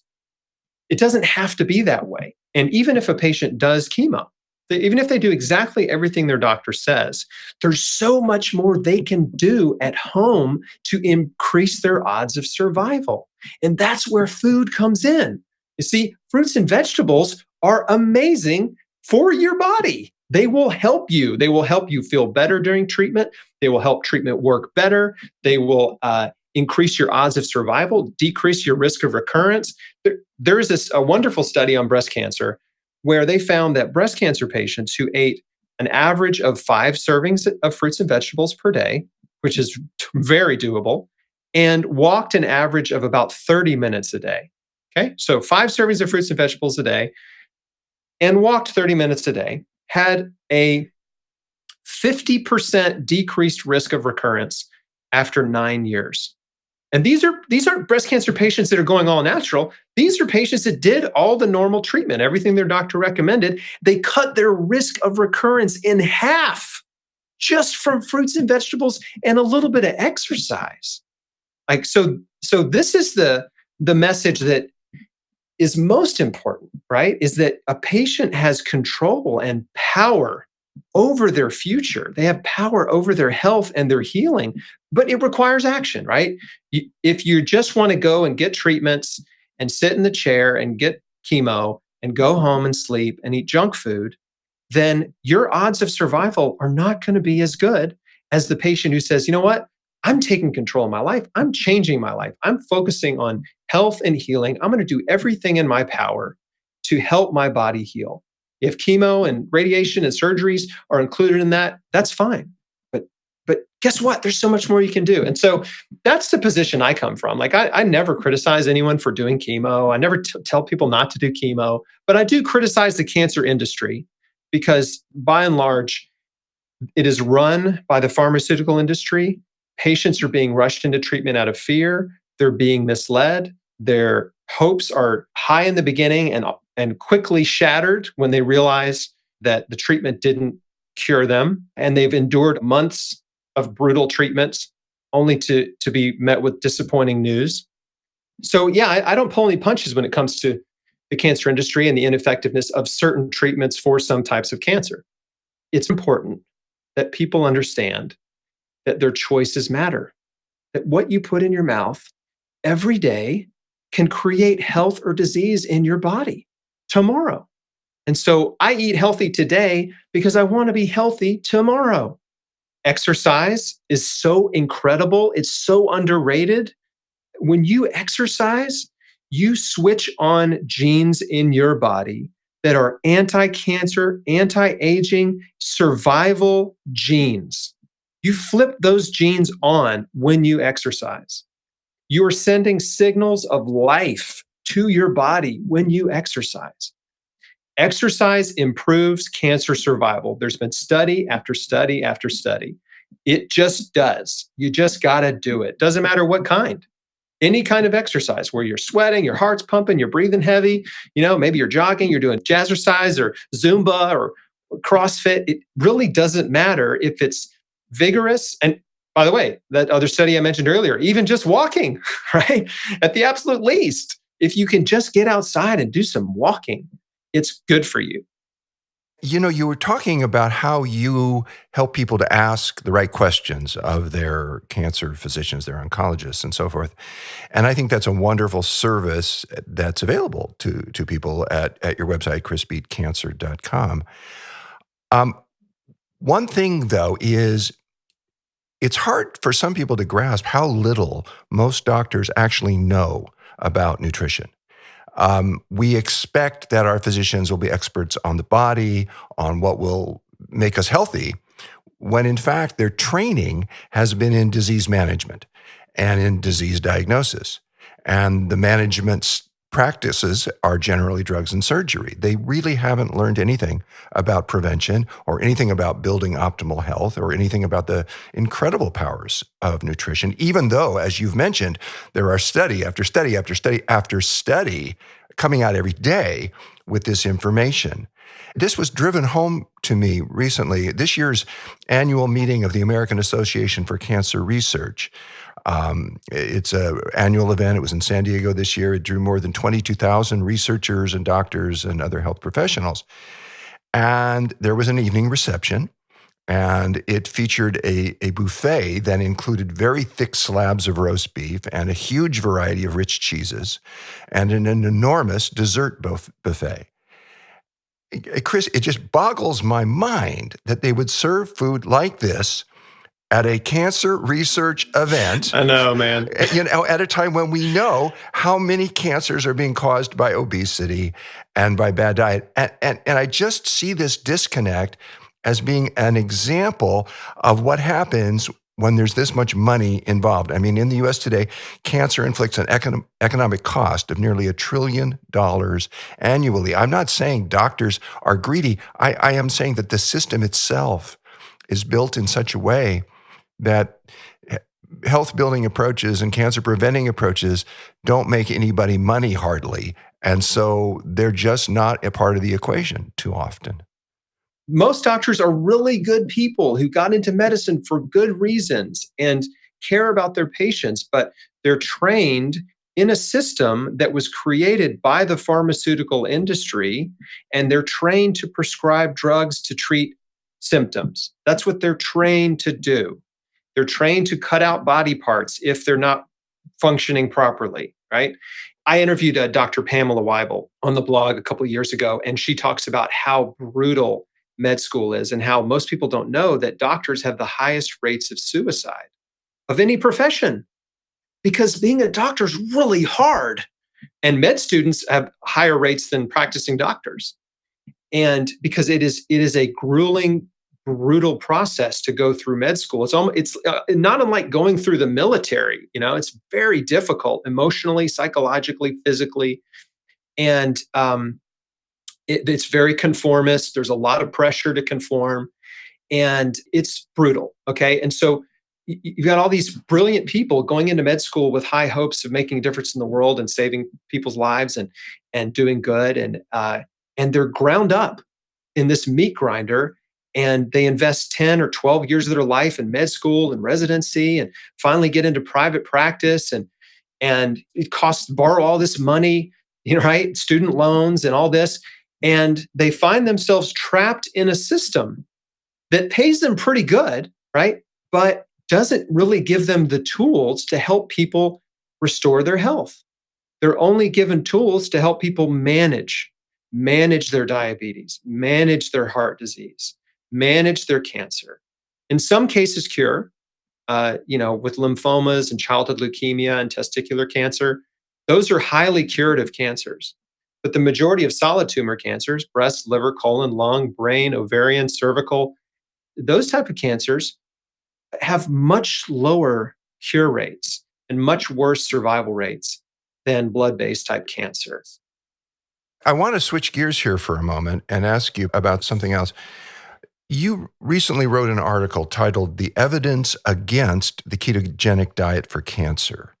In that article, you wrote that you used to think that the ketogenic diet might be a viable anti-cancer diet for some people, but you now think that you were wrong about that. And what I want to ask you, Chris, is why did you write this article? Can you explain what your views are now and what they're based on regarding the ketogenic diet and cancer? Back in 2012, some studies and evidence really started to pop up about the ketogenic diet, and the chatter, started to really pick up speed with regard to the ketogenic diet and cancer, and how this novel approach of, removing all carbohydrates from the diet and eating a diet that was all fat would somehow starve cancer cells, because everybody knows that cancer cells feed on sugar. So that's the premise, right? Well, sugar feeds cancer. Just remove all carbohydrates from your diet, only eat fat and a tiny amount of protein, and then that'll starve the cancer cells and they die. And in theory, that's very interesting, right? Like, oh, wow. But what I started seeing between 2012 and 2018, when I wrote that article, I saw a lot of patients adopt a ketogenic diet and die. And I realized, like, okay, this isn't working. It's definitely not what I did. And it's definitely not the diet that pretty much everyone I know who has healed cancer against the odds, with a holistic approach, a radical remission survivor. Another great book, by the way, for anybody's listening, Radical Remission by Dr. Kelly Turner. This is not the diet that all of us holistic survivors followed. And I don't think it's a good idea, especially not as a first dietary approach. I still think that the dietary approach that I followed that has the most evidence is the best first approach, and really the best last approach too. So anyway, I started to get more and more reservations about it, and I kind of kept quiet, for years and just observed. And then finally, more and more studies came out, and the human studies started coming out. And those human studies found that the ketogenic diet did not improve survival. It definitely didn't cure anyone's cancers, and there was no benefit to it. And then in some cases, there's certain types of cancer that actually prefer fatty acids. You see, the idea that cancer cells use glucose for fuel is only half true, because cancer cells can also use fat for fuel and protein. So cancer is a little more complex than just saying sugar feeds cancer. So yeah, there are certain cancers that a ketogenic diet will accelerate the growth of that cancer. I talk about that in the article.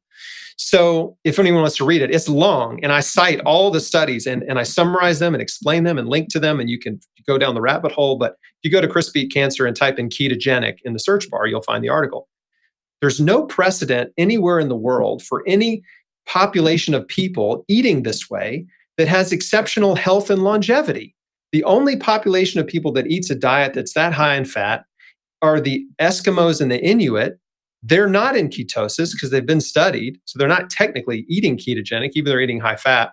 And they have really short lifespans. So, who wants to imitate a diet of a people group that doesn't live very long, right? It's not a good idea. So whether it's for cancer or weight loss or anything else, it's a terrible diet. It's a fad. It's unnatural, unsustainable, unhealthy. I oppose it. I hear you. I'm thinking about how people with a new cancer diagnosis, they've just gotten that bad news, and they're feeling vulnerable and they're feeling scared. And adding to this distress is the fact that they know that most treatments for cancer, especially chemo, can come with some pretty unpleasant side effects. So they're facing a lot of horror, the diagnosis, the treatment. Yeah. And they might start searching for information and for community, for support online. But Chris, a person looking online today can come across some pretty dubious misinformation. They can come across people saying ketogenic diets cure cancer. They can come across, I've seen claims that drinking baking soda will cure cancer, or that smelling essential oils will cure cancer. I mean, there's a lot of this out there. It's a virtual sea of misinformation. So yes, you've created your website, chrisbeatcancer.com. And I think you've done so partially to address this problem. Yes. What are you offering on your website? I'm so glad you brought this up, because this is a great thing that I don't get to talk about much in interviews, which is the fact that, we live in the misinformation age now. It's unfortunate. And the disinformation age. There's people putting out disinformation on purpose, right? And then there's other people that are just misinformed, and they're sharing stuff that's just wrong. But they think it's right, they mean well. And it's easier than ever because of social media, and it's easy to start a blog and all this kind of stuff. And so, when I kind of dipped my toe in the water of like being a public figure and sharing my story publicly and all that, I realized really quickly that like, I need to make sure that I'm not spreading misinformation. This is important to me. And so that's, like I said earlier, when I started really researching the anti-cancer nutrition science and lifestyle medicine and all these things, and finding evidence to support what I believed was true, and sometimes evidence that proved me wrong. Then I was like, okay, I'm wrong about this.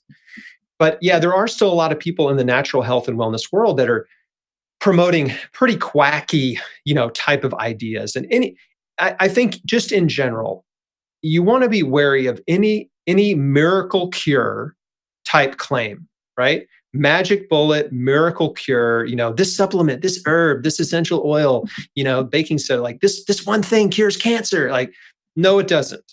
Okay. It doesn't. It might have some benefit in the body, but it ain't going to cure it alone. That's pretty unlikely. Now, what I have seen many, many times over and documented in Kelly Turner's book, Radical Remission, which I mentioned, and the Spontaneous Remission Project, and on YouTube, I mean, all over the internet, all these wonderful testimonials of people who've healed, is you see people who took massive action and transformed their whole life. It's not, oh, I just did this one little thing and my cancer went away. It's like, no, I changed everything. I changed the way I was thinking. I changed what I was eating. I started exercising. I addressed the stress in my life, because stress leads us to behavior that is self-destructive. Cigarettes are a major cause of cancer. An unhealthy diet leading to obesity is the second leading cause of cancer. Well, what is leading us to eat so much bad food and junk food? And what's leading us to smoke cigarettes and abuse drugs and alcohol? It's stress. Stress is leading us to cope, right? To self-medicate with things that are not healthy. And it leads people to become workaholics and addicted to pornography and all kinds of destructive behaviors.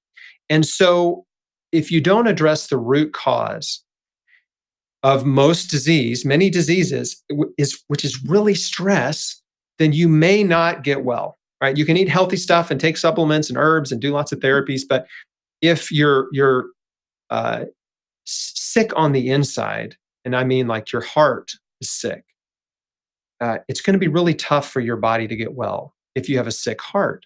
And so I had to look inside and realize, like, I was a negative, cynical, critical, kind of mean-spirited person. Even though I was a believer and a Christian and trying to be good, I was also, like anybody else, I'm human. I'm wrestling with just bad attitudes, right? And thoughts that are negative. And so I had to catch myself in those patterns that I had developed growing up and start interrupting negative thoughts and being critical and judgmental and cynical and beating myself up, and insecurities and jealousy and envy, bitterness, resentment, unforgiveness, like all of these negative emotions. And so that was a huge part of the process for me. And I talk about this in great length in my book too, about getting to the mental and emotional and spiritual root causes, identifying them and dealing with them in your life. And so just to make sure you've uncovered every rock, and to make sure that there's no barrier, there's nothing in the way of healing. There's nothing preventing you from getting well, emotionally, psychologically, spiritually, or physically. So the big thing and the big lever that I want to encourage your listeners to pull, the big stress-producing lever, is forgiveness.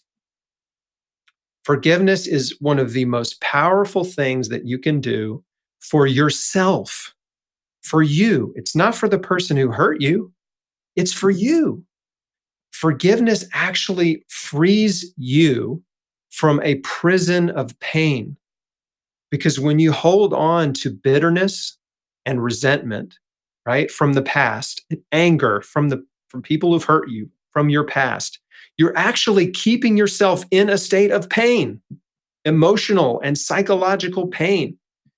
And there's no way out of it until you forgive. I don't want to demystify forgiveness. Forgiveness is not a feeling, it's a choice, right? This is a choice. It is a mental, logical choice. And your feelings will change after you choose to forgive. Your feelings don't change before, because a lot of people are like, well, I'll forgive them when I'm ready. You may never be ready. And so the point is, just forgive them now and be done with it. Move on.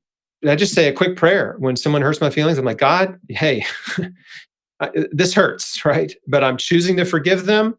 I'm letting it go. I'm giving it to you. They're all yours. You can handle it. I'm not holding any animosity or anger or bitterness anymore. And I'm asking you to bless them.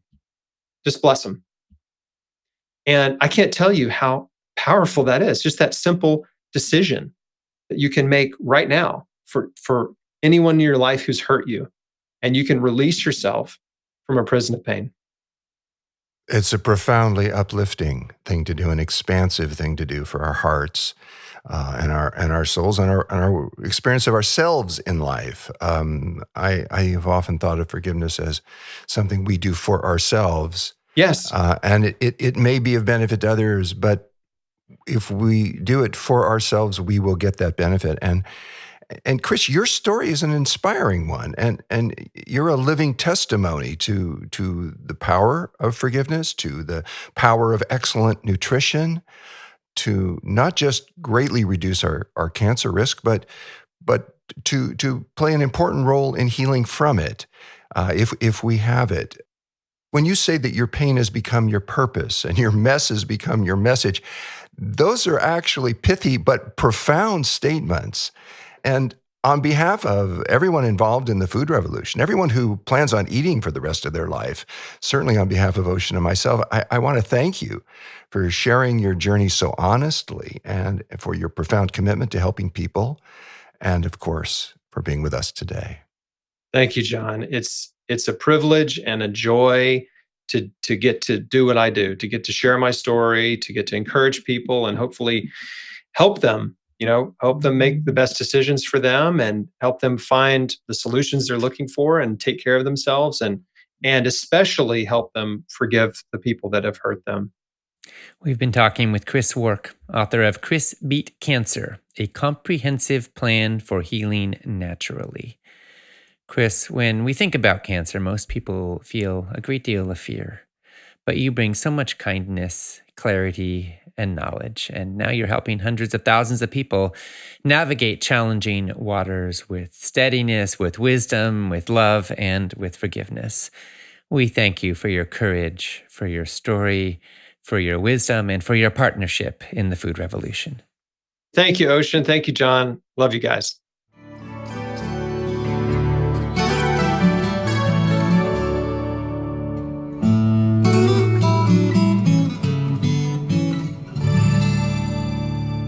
Thank you so much to Chris Wark and to my dad and colleague John Robbins for that profound, heartening, and very real conversation.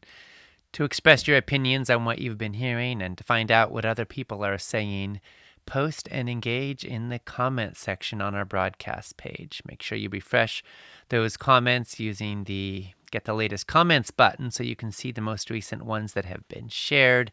Keep the conversation going. Please also read other people's comments and respond to some of them.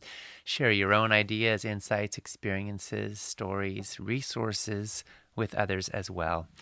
Our next presentation will be an interview with Dr. Joel Fuhrman. It will start at the top of the hour in about 10 minutes.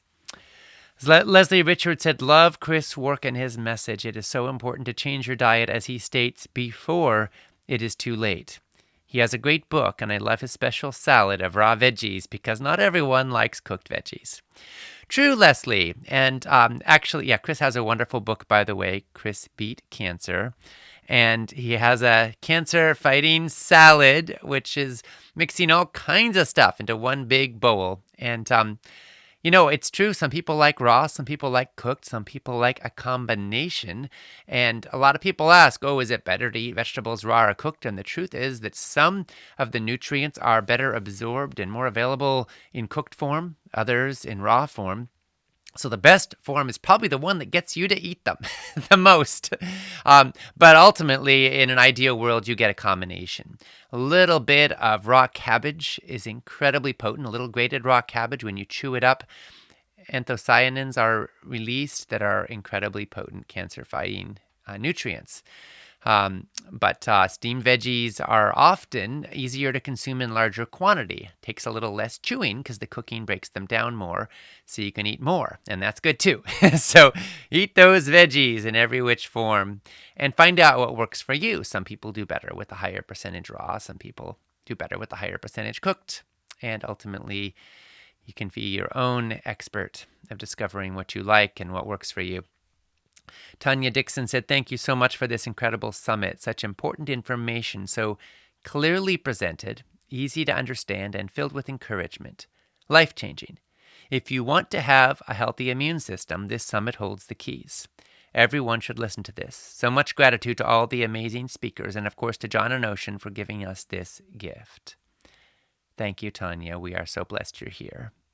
Andreas commented again. He's a medical student. He said, I'm so grateful about all the knowledge my teachers in medicine school taught me, except on nutrition. almost 0 hours of nutrition training, and outdated. So I'm really grateful for your broadcast. I've always thought and felt the connection between nutrition and health. I wish as the new generation of doctors will pick up speed on this subject and help people take their health into their own hands. Yes, Andreas, we need you to do that. And I want to let everybody know that Food Revolution Network has joined with American College of Lifestyle Medicine. We have a campaign to get nutrition taught in medical schools. And we're focusing in the U.S. right now, for starters. And we're focusing on the National Board of Medical Examiners. Turns out they create the tests that medical school students must pass when they graduate medical school in order to become licensed as physicians in the United States. Well, out of 10,000 questions in the bank of questions that the National Board of Medical Examiners makes available to the medical schools, do you know how many of them focus on whole foods nutrition and how to use food to prevent illness? If you guess 0, you're pretty darn close to accurate. So the schools are teaching to the test, and the tests do not currently talk about nutrition. But we're working to change that. We started a petition calling on the NBME to make at least 5% of the question bank be nutrition-based questions. And we got deans of medical schools and all sorts of leading medical authorities to sign on board with this petition. And the NBME ultimately responded and said, all right, if you will provide the questions, we will add them to the bank. So we had to set about raising the funds with the American College of Lifestyle Medicine and then creating the whole plan around this. And the American Board of Lifestyle Medicine ended up administrating the creation of the questions, and we had to raise $250,000 to make that happen. And we thought, wow, $250,000 to change the course of nutritional education in the United States. That sounds like a bargain to me. So we reached out, and Dr. Susan Peirce Thompson, who will be speaking tomorrow in this summit, joined with us, and we raised that $250,000 at the end of 2019. And now the American Board of Lifestyle Medicine has hired a fleet of over 30 leading experts to create the questions for the bank. And by the end of this year, the plan is there will be 1,000 new questions, 10% of the bank, focusing on food and lifestyle to prevent and reverse illness. Then it'll be up to our team to get the medical schools to use these questions. And once enough of them do, they will become part of the mandatory portion of the bank that the NBME delivers to the medical schools, which will change medical education, which will change medical practice. So we're very honored and grateful to be a part of this, and so grateful for all of our members and community who stepped up and helped us raise these funds, and to Dr. Susan Peirce Thompson and Brightline Eating for their leadership in this as well. I just wanted to share that story because we hear so much about the painful reality that doctors aren't learning about nutrition in medical school, and I am happy to tell you that we believe that will change in the years to come. Susan Kukuza said, is it ever too late to reverse our bodies to prevent cancer if we are in midlife and relatively in good health, but may not have the most perfect dietary habits? Susan, thank you for asking. That's something that's probably on a lot of people's minds and hearts right now. And what I want to say is that, of course, when you live for decades in a certain way, that's going to have an impact. You can't turn it all around instantly, but it is never too late to set forth on a new path. And in fact, the less optimal your habits have been to this point, the most you have to gain from making a change now. And the benefits are profound. They're real.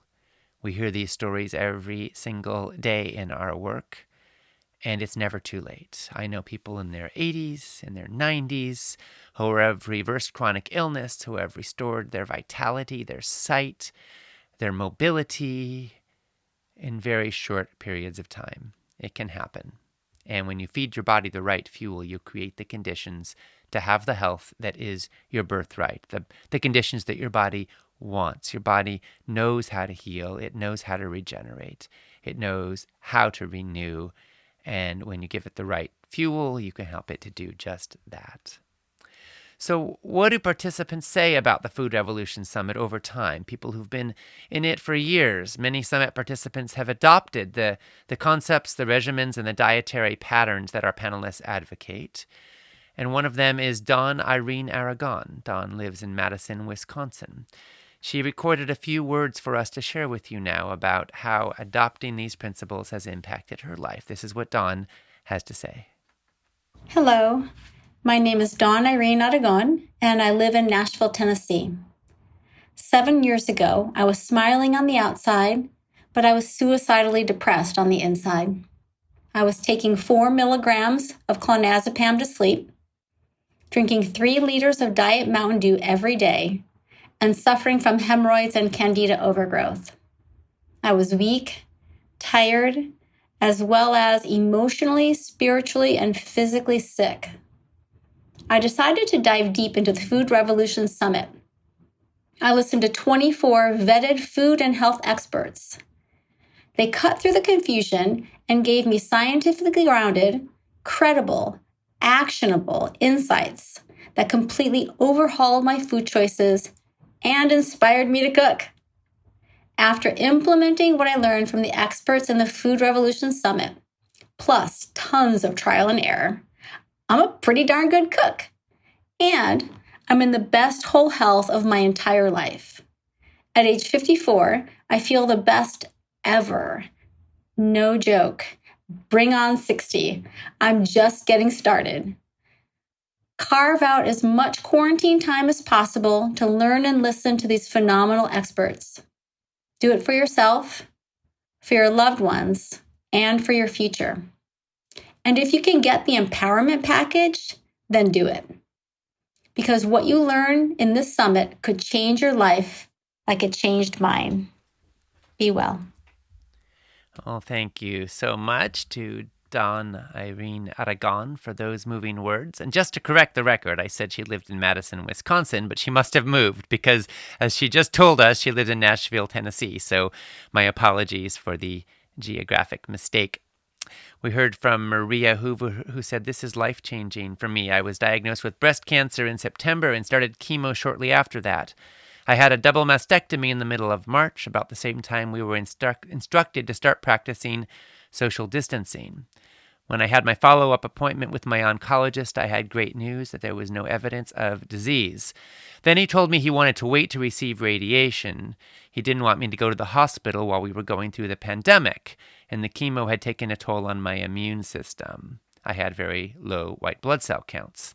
I was released. No word on what to do next. I felt alone and anxious. While doing research on what to do to further prevent cancer, I came across plant-based diet, and your summit just kept showing up on my feed. After being hesitant, I signed up, and wow, what a life changer. I no longer feel stressed out, and my anxiety has lowered. Your speakers have touched, moved, and inspired me to take charge of my future, and it started on Saturday. I feel full of life and hope. Tomorrow is my 50th birthday. Maria, happy birthday, and we're going to gift you with an empowerment package to support you in your journey. We send our love and blessings every step of the way. And now, in a few moments, we'll be on the line here with Dr. Joel Fuhrman. Here we go.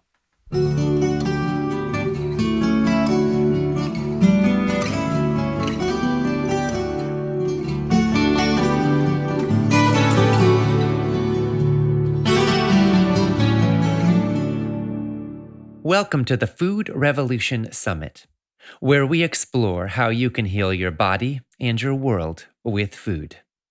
This is Ocean Robbins, and I'm joined by my dad and colleague, John Robbins, in welcoming our guest, Dr. Joel Fuhrman. Joel Fuhrman, MD, is a board-certified family physician and a researcher who specializes in reversing disease through excellent nutrition. He's the million-copy New York Times best-selling author of many books, including his latest, Eat for Life, the breakthrough nutrient-rich program for longevity, disease reversal, and sustained weight loss. Dr. Fuhrman is a wildly popular host of numerous PBS specials, and he operates a medical office in New Jersey and the Eat to Live retreat in San Diego, where people come from all over the world to lose weight and recover their health. Dr. Fuhrman is president of the Nutritional Research Foundation.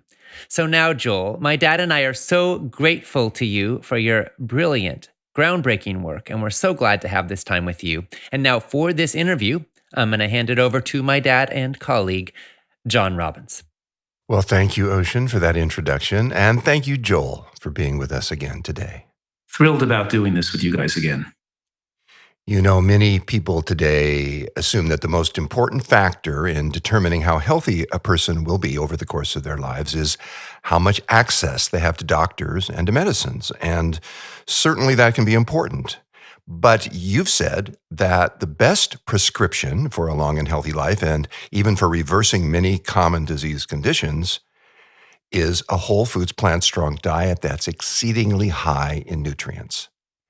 Joel, can you help our listeners to understand why you say that? Once you start medicating, it leads to more medical problems, and then you require more medications, which cause more side effects, more interactions, and more medical problems requiring more medication. Now, once the person develops an irregular heartbeat, like atrial fibrillation, the doctor has to give you blood thinning medication. Now, blood thinning medications increase risk of hemorrhagic stroke and gastrointestinal bleed and reflux esophagitis and gastritis. And then they give you a proton pump inhibitor, which that increases your risk of having a heart attack, and it even decreases calcium absorption and increases risk of osteoporosis. And then you have osteoporosis, and they give you a bisphosphonate, which causes atrial fibrillation. And I thought the blood pressure medications cause atrial fibrillation. You get what I'm saying? We can disease-proof our body with an optimal diet, and that the secret to living longer and pushing the envelope of human longevity to near 100 years old for most people is moderate caloric restriction in the context of micronutrient excellence. The same dietary habits and foods that slow aging and prevent disease are most effective at reversing disease when people are sick. For example, the anti-cancer benefits of cruciferous greens are activated and enabled even when a person has cancer. But if you do it when you don't have cancer, they're protecting you against cancer. There's not a different portfolio of foods that work better when you have cancer compared to the ones that you're preventing cancer. The same foods work best when you have the disease for reversal. Joel, one of the aspects of the results you often achieve with micronutrient excellence that I find particularly fascinating is many of your patients were already on what most people would consider healthy diets before following your nutritional protocols. And then when they adopt your nutritarian approach, they don't get a small amount of improvement. They experience very often truly dramatic improvements in their health and reversal of diseases that they had thought were intractable. So what I want to ask you, Joel, is how does your dietary approach differ from the common idea of what a healthy diet is? Well, first of all, there has to be diversity in the diet. We look at the blue zones, for example, where people are living longer than the average Americans are, but their diets don't have a lot of diversity in them because they're eating in narrow food choices that grow in the area that their ancestors eat. So they might live on the average, 8 to 10 years longer than the average Americans do. We put together a diet that a blue zone can't put together, which is a nutritarian diet, because we're not just relying on what we grow in the area. We're actually looking at what foods have the most longevity promoting and anti-cancer effects and trying to include the full portfolio of those foods in the diet, which seems to magnify immune competence. It's this full portfolio that makes it better than just using a partial portfolio, number one. And number two, we're looking at the science to prepare them in a way that maintains their nutritional viability. As you were talking about the importance of eating a full portfolio, a wide variety of foods that are nutritious and wholesome for us, I was thinking about some people I know who are vegans who take the low-fat mantra to an extreme. They avoid not just bottled oils, but also nuts and seeds. And I certainly respect each person's right to select the foods that they think will help them best to thrive. But there are several large studies that have found that people who don't eat nuts and seeds aren't as healthy and don't live as long. The Adventist Health Study, for example, found there was a 40% increased risk of death during the course of the study in people eating lower amounts of nuts and seeds compared to those eating higher amounts. So, Joel, We know that healthy fats facilitate the absorption of fat-soluble nutrients, including many of the anti-cancer phytochemicals found in vegetables. Are healthy fats, such as those found in seeds and nuts, also essential for brain health and mental well-being? I think so. First of all, the studies that show that nuts and seeds benefit cardiovascular mortality and all-cause mortality are overwhelmingly and irrefutably consistent. The reproducibility of this data is so overwhelming that it's actually stunningly consistent. In the Physicians' Health Study, they found that the absence of nuts and seeds in the diet increased the risk of a certain type of death, particularly sudden cardiac death caused by a cardiac arrhythmia, because they suspect that as fat levels get too low and the body's needing certain essential fatty acids, and it can affect the heart negatively if it doesn't get them, increasing the abnormality of calcium channels, affecting the stability of the heart rhythm. When a person has heart disease already, and they already have some weakness in their heart or some poor oxygenation of tissues, they're increased risk of developing sudden cardiac death. So at that point, taking the nuts and seeds out of the diet, thinking it's better for them, may be a big mistake. I've read your new book, Eat for Life. I love it. There are many short sections written by some of your patients who have experienced spectacular benefits from following your nutritional advice, and in many cases, losing a lot of weight and keeping it off. To mention just a few, David Polk lost 155 pounds and resolved both his diabetes and his depression. Scott McLean explains how he lost 90 pounds and reversed severe coronary artery disease, retinal occlusion, and stage 4 melanoma by eating as you recommend. Susan Walter describes how she lost 84 pounds and is now free of diabetes and thyroid disease. I could go on because there are so many such deeply moving and inspiring stories in your new book. And there are before and after photos of these folks that are simply amazing. Joel, is there a particular story of one of your patients healing through excellent nutrition that has moved you personally and that you would like to share with us? Well, thank you, John. And I just have to say that it's such a beautiful thing that I feel so blessed to have had an impact on so many people. And many of these people across the country that have recovered their health were not my patients. They saw me on television, got the books, joined the website. They did it on their own after this, using just the materials I supplied them. You know what I mean? So they never even came in and saw me in person. So when they sent me the stories, it's like it almost brings tears to your eyes to let you know that your work is actually being received and implemented by so many thousands of people and transforming so many lives. And of course, this is why I became a physician for that reason, and why a lot of doctors want to become doctors for that reason. Becoming a specialist in nutritional medicine has been so much more rewarding because you really can change people's lives like this. And to give you an example, I'd love to talk about Michael in the book, because Michael didn't just have coronary artery disease and uncontrolled diabetes, but he had hypertrophic cardiomyopathy, which means an enlarged heart. And I'm bringing that up, the severe hypertrophic cardiomyopathy with an arrhythmia that couldn't be controlled, because cardiologists and people listening will know that this is considered irreversible and deadly. And it worsened to the point where his heart rate couldn't be controlled in the hospital. He coded in the hospital, means he died actually in the hospital. They had to shock him back with a defibrillator. And when they couldn't control his heart rate, he was so unstable that he was warned he may die before he left the hospital. And then the miracle was his family wanted him to eat a nutritarian diet in the hospital and take away all hospital food when it was told he would not be able to leave the hospital and maybe couldn't leave the hospital alive because his heart was too unstable and he had to be there to get oxygen in the ICU. And the most interesting things in the ICU, they let them bring the nutritarian diet, and the cardiologist encouraged it, and they stopped all hospital food and brought them my recipes.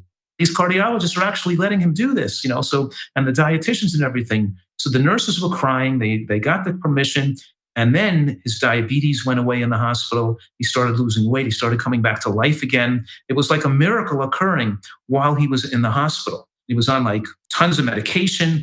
And now, 3 or 4 years later, his left ventricle has remodeled itself. It shrunk down now to normal size. He doesn't have this hypertrophic cardiomyopathy anymore. He's not on the blood thinners, the beta blockers, and 20 other drugs. He was on more than 20 different medications telling him that he wasn't even going to survive. So what I'm saying right now is some of these cases that have been coming to me and reported to me, and that I'd say and patients I've cared for, were so sick, they were almost given up for death, which shows you don't give up. Nutritional excellence can afford people the opportunity to do these miracles. And of course, I'm not saying that what happened to Michael would happen to every case. I have no idea with cases that advanced. We don't know because it happens for one person. Doesn't mean it's going to happen the same way for another person. But nevertheless, looking at one case after another, after another, after another, seeing what happens to these people really is heartwarming. Don't you think? I do. I think it's extremely heartwarming, and it's a blessing and a privilege to do this work. And I know that for me, even with all I've seen, having been doing this work for decades, I'm still sometimes astonished by what the body can do to heal itself when it's provided with the optimal nutritional support to maximize self-healing. Joel, are you still sometimes astonished by that? Yes, I am. Sometimes I think that people are too far gone or they're too advanced, their condition's too advanced and they can't get better. Like a person like Michael, I would never have thought he would make a complete recovery and come off all medications and have his heart size come back to normal. That I would never have promised something like that. You know what I mean? So yes, it's even surprising to me. Or Kelly with autoimmune hepatitis, they told her she could need a liver transplant. And then if she didn't take the immunosuppressive drugs, and she asked me if she should take the medications. And I said, you know what? It's not going to destroy your liver in the next month. Let's just give it a month and see if it starts to go in the right direction. And if it does, we'll hold off on the drugs. And then, of course, within a month, we start to see the indication that things are starting to improve. And it gives us the encouragement to go further and further. And then, of course, a year later, her autoimmune hepatitis has disappeared completely. The doctors told her it couldn't happen. So in other words, in so many of these cases, the people are following my advice against medical advice and against the advice of their doctors. And it puts me in some kinds in a precarious situation of having to argue with conventional doctors to tell them, just give this person a chance and see if they can make a recovery before you do surgery, before you put the bypass, before you put the stent in, before you give them a drug that causes cancer, before you potentially put them in the hospital. It reminds me of Daryl. Just about 6 months ago, he had a heart attack in Nashville. And he didn't have a major heart attack. He was not dying in the hospital, but they wanted to do bypass surgery because he had 17 obstructions in his coronary artery. So his brother, who would come to my retreat and stayed there for a few months and lost weight, thought maybe he shouldn't have the bypass. By the way, Daryl is a medical doctor. So this is a medical doctor who had a heart attack. And his cardiologists are telling him he can't leave the hospital. He has to stay there and have bypass surgery after his heart attack. So after speaking to me on the phone, and of course, his sister-in-law is a doctor, and his brother, who's not a physician, was a person who lost weight with me. And I convinced Daryl to come out to the retreat for a few months. And of course, to make a long story short, he left the hospital and came straight to my retreat. He lost weight. He got rid of his heart disease. He's now 60 pounds lighter without heart disease, never had the bypass surgery. The point is that it's so satisfying to be able to encourage these people to have the experience, to know that this can work for them. And that if they do this 100%, they're going to get back what they deserve. And that means they're going to see the miraculous self-healing power of the body. It works consistently. People get better. And I can offer them that hope because I've seen so many cases like this that I don't have to be fearful and I can encourage them to do the right thing. Which is a wonderful opportunity that you have to help people in this way. You are now deservedly famous for recommending that we eat what you've called G-BOMBS, G-B-O-M-B-S, G-BOMBS, and that stands for greens, beans, onions, mushrooms, berries, and seeds. And I'd like to take a few minutes to talk with you about each of these food groups and help people to understand why they are so important to include. And we can start with greens, which includes, of course, kale and collards and spinach and broccoli, but also arugula and Brussels sprouts and mustard greens and chard and many other green veggies. Of all the food groups that were analyzed by a team of Harvard University researchers, greens turned out to be associated with the strongest protection against major chronic diseases. Every additional daily serving of greens produced a 20% reduction in risk for both heart attacks and strokes. Now, Joel, I'm sure our listeners have heard again and again that they should eat their greens. Can you help us all to understand just why that is such an incredibly powerful and beneficial thing to do? Yes, absolutely, because it's really simple. It's that our structure and function of our body is dependent on green vegetables for normalcy. I always say to people, if you don't like green vegetables, you better live close to a hospital. It's kind of a joke because living close to a hospital is not going to help them anyway. In every cell of our body, interestingly enough, it's codes for certain genes that's there for our protection. And we even have genes that suppress the activity and silence other genes that could be abnormal. And so the GSTP1 gene that could lead to breast cancer or the BRCA, so people are at risk, but that's okay. A lot of green vegetables, those genes will be silenced. If you don't eat green vegetables, they won't be. What I'm saying right now, we can list a host of different mechanisms via which green vegetables activate cellular machinery to enhance our own body's ability to protect itself, and not just to prevent disease, but to repair damage that's already occurred in the body. And so, yes, it's a miraculous thing that we can get fresh greens all year round. They couldn't do that in prior centuries. And we can grow organic greens. We can make microgreens. We can grow sprouts. We have this opportunity to include these things in our diet in a way that makes them most favorable that we never even knew about years ago. We didn't even know that when you cook the greens, you deactivate some of those enzymes that form the ITCs, the beneficial compounds that have these powerful effects. In other words, now we know how to make the compounds work better, that if you add some raw vegetables with the cooked vegetables in the same meal, you're actually increasing the benefit of the cooked vegetables because you mix them with the raw vegetables. And if you blend the raw vegetables and then add them to the soup or something, as opposed to just adding to the soup and then blending them, all these things we're learning to enhance the power of a diet to be more powerfully anti-cancer fighting is really giving us the control of our health destiny now, because of the science is adding to the natural power of these foods. And so green vegetables are the centerpiece of the magical ability of the body to protect itself. Green vegetables are at the center. That's a new concept for a lot of people. Probably the most common green vegetables that most of us are familiar with are in the cabbage family. Joel, what is it about vegetables in the cabbage family that make them so uniquely beneficial to our health? What is it about the green vegetables? They don't just have, one or two beneficial nutrients in each green vegetables. They've got hundreds in each vegetable. And so when we eat a variety of different vegetables, we probably get thousands of different nutrients. So even though we hear about sulforaphane in broccoli being so valuable and so high in broccoli sprouts and radishes and small foods, we also know that there are 100 other compounds in broccoli besides the sulforaphane that are beneficial to us. Green vegetables are higher in the full spectrum of vitamins and minerals. Green vegetables have the most per calorie. Of course, by eating multiple types of green vegetables and enhancing the variety of isothiocyanates we consume, we're actually giving ourselves an extra amount of immune system protection. And that could never happen in past generations either. Nobody knew you wanted to eat different types of green vegetables in your diet.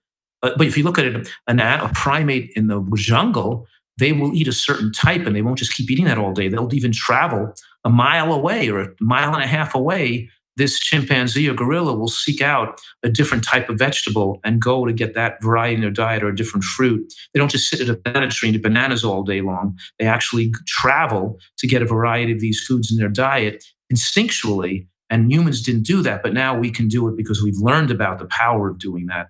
And we always say that in broccoli, the most important nutrient in broccoli that fights cancer is broccoli. And the joke there is that there's so many different nutrients in there, we don't want to isolate it to just one nutrient. We want to eat the whole, the whole broccoli is a complex food with hundreds of nutrients in it. Well, some people say if the point is to get as many nutrients in our diets as possible, then the easiest way to achieve that would be to take lots of vitamins and other supplements. But what you're saying is that the most beneficial aspect of broccoli is broccoli itself. There are so many compounds in broccoli that a pill can't even begin to approximate the value that we get from eating whole vegetables and rich green foods. Is that correct?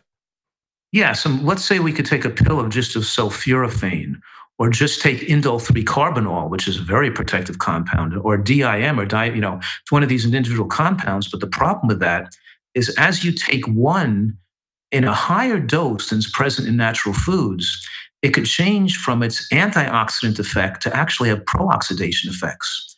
When you take these powerful substances that are in food and we concentrate them in the laboratory, and we could take in too much can actually have a opposite effect as taking in the right amount. I'm also saying that when you take in just the one or two, you could then not absorb the other compounds and it create an imbalance of the different varieties of those types of compounds, like we see with carotenoids. When you take in beta carotene in a supplement, for example, it will inhibit absorption of all the other types of carotenoid-like substances like lutein, lycopene, cryptoxanthine. We could keep listing the types. So we don't want to take just a lot of one type. We want to have the full complement.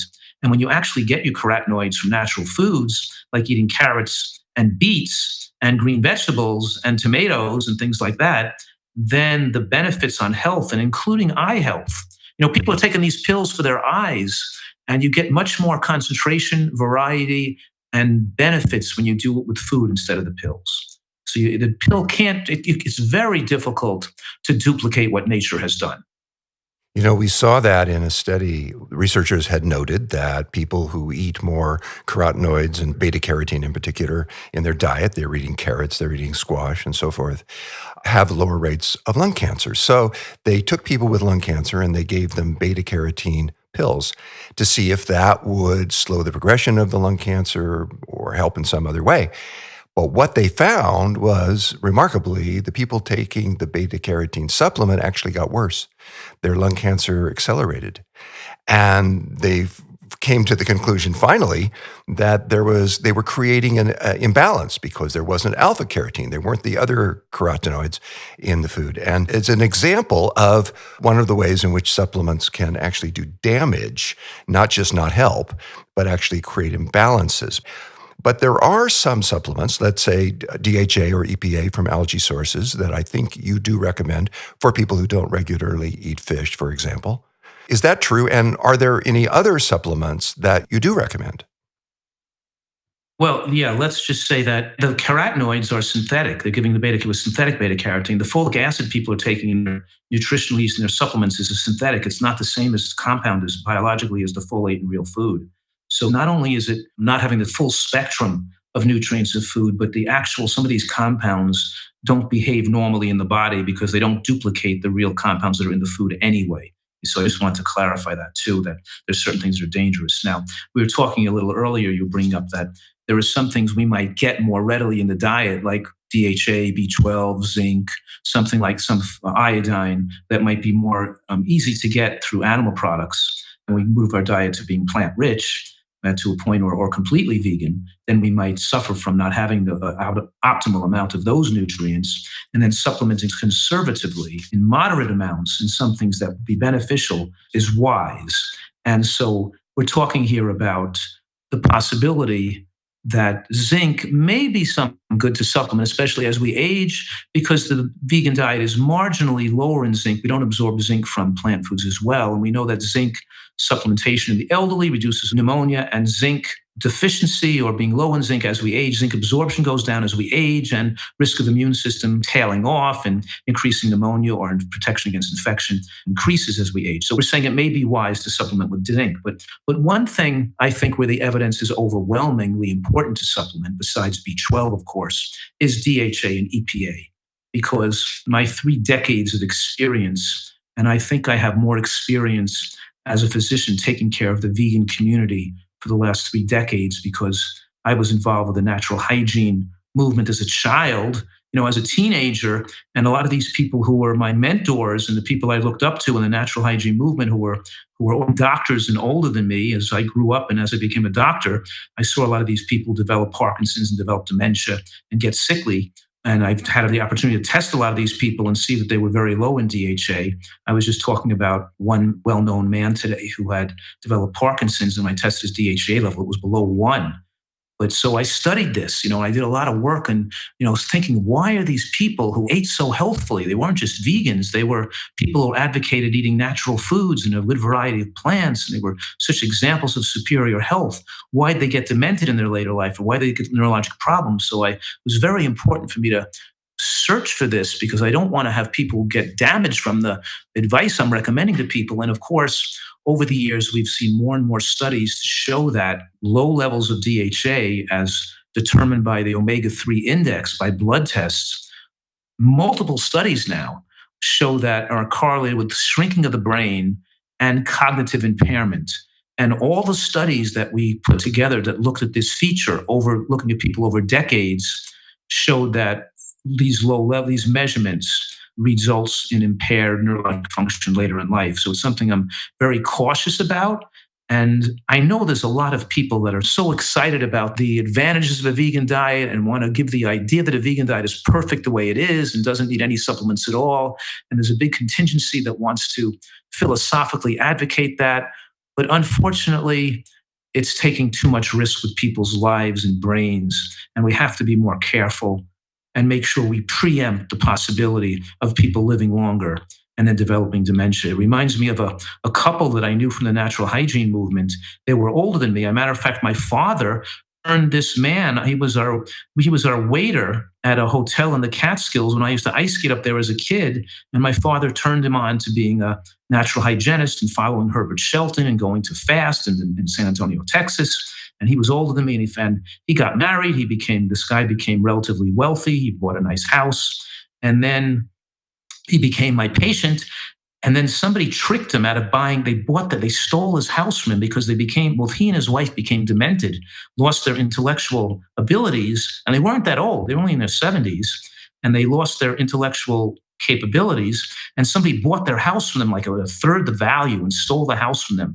And I had to go to make a statement in front of a judge, in the court that these people were demented. That's why that person tricked them to buy the house to get their house back. And somebody interceded on their behalf. And we worked on getting their house back so they could sell it at a fair price. The point I'm making, I've been dealing with these problems for a long time.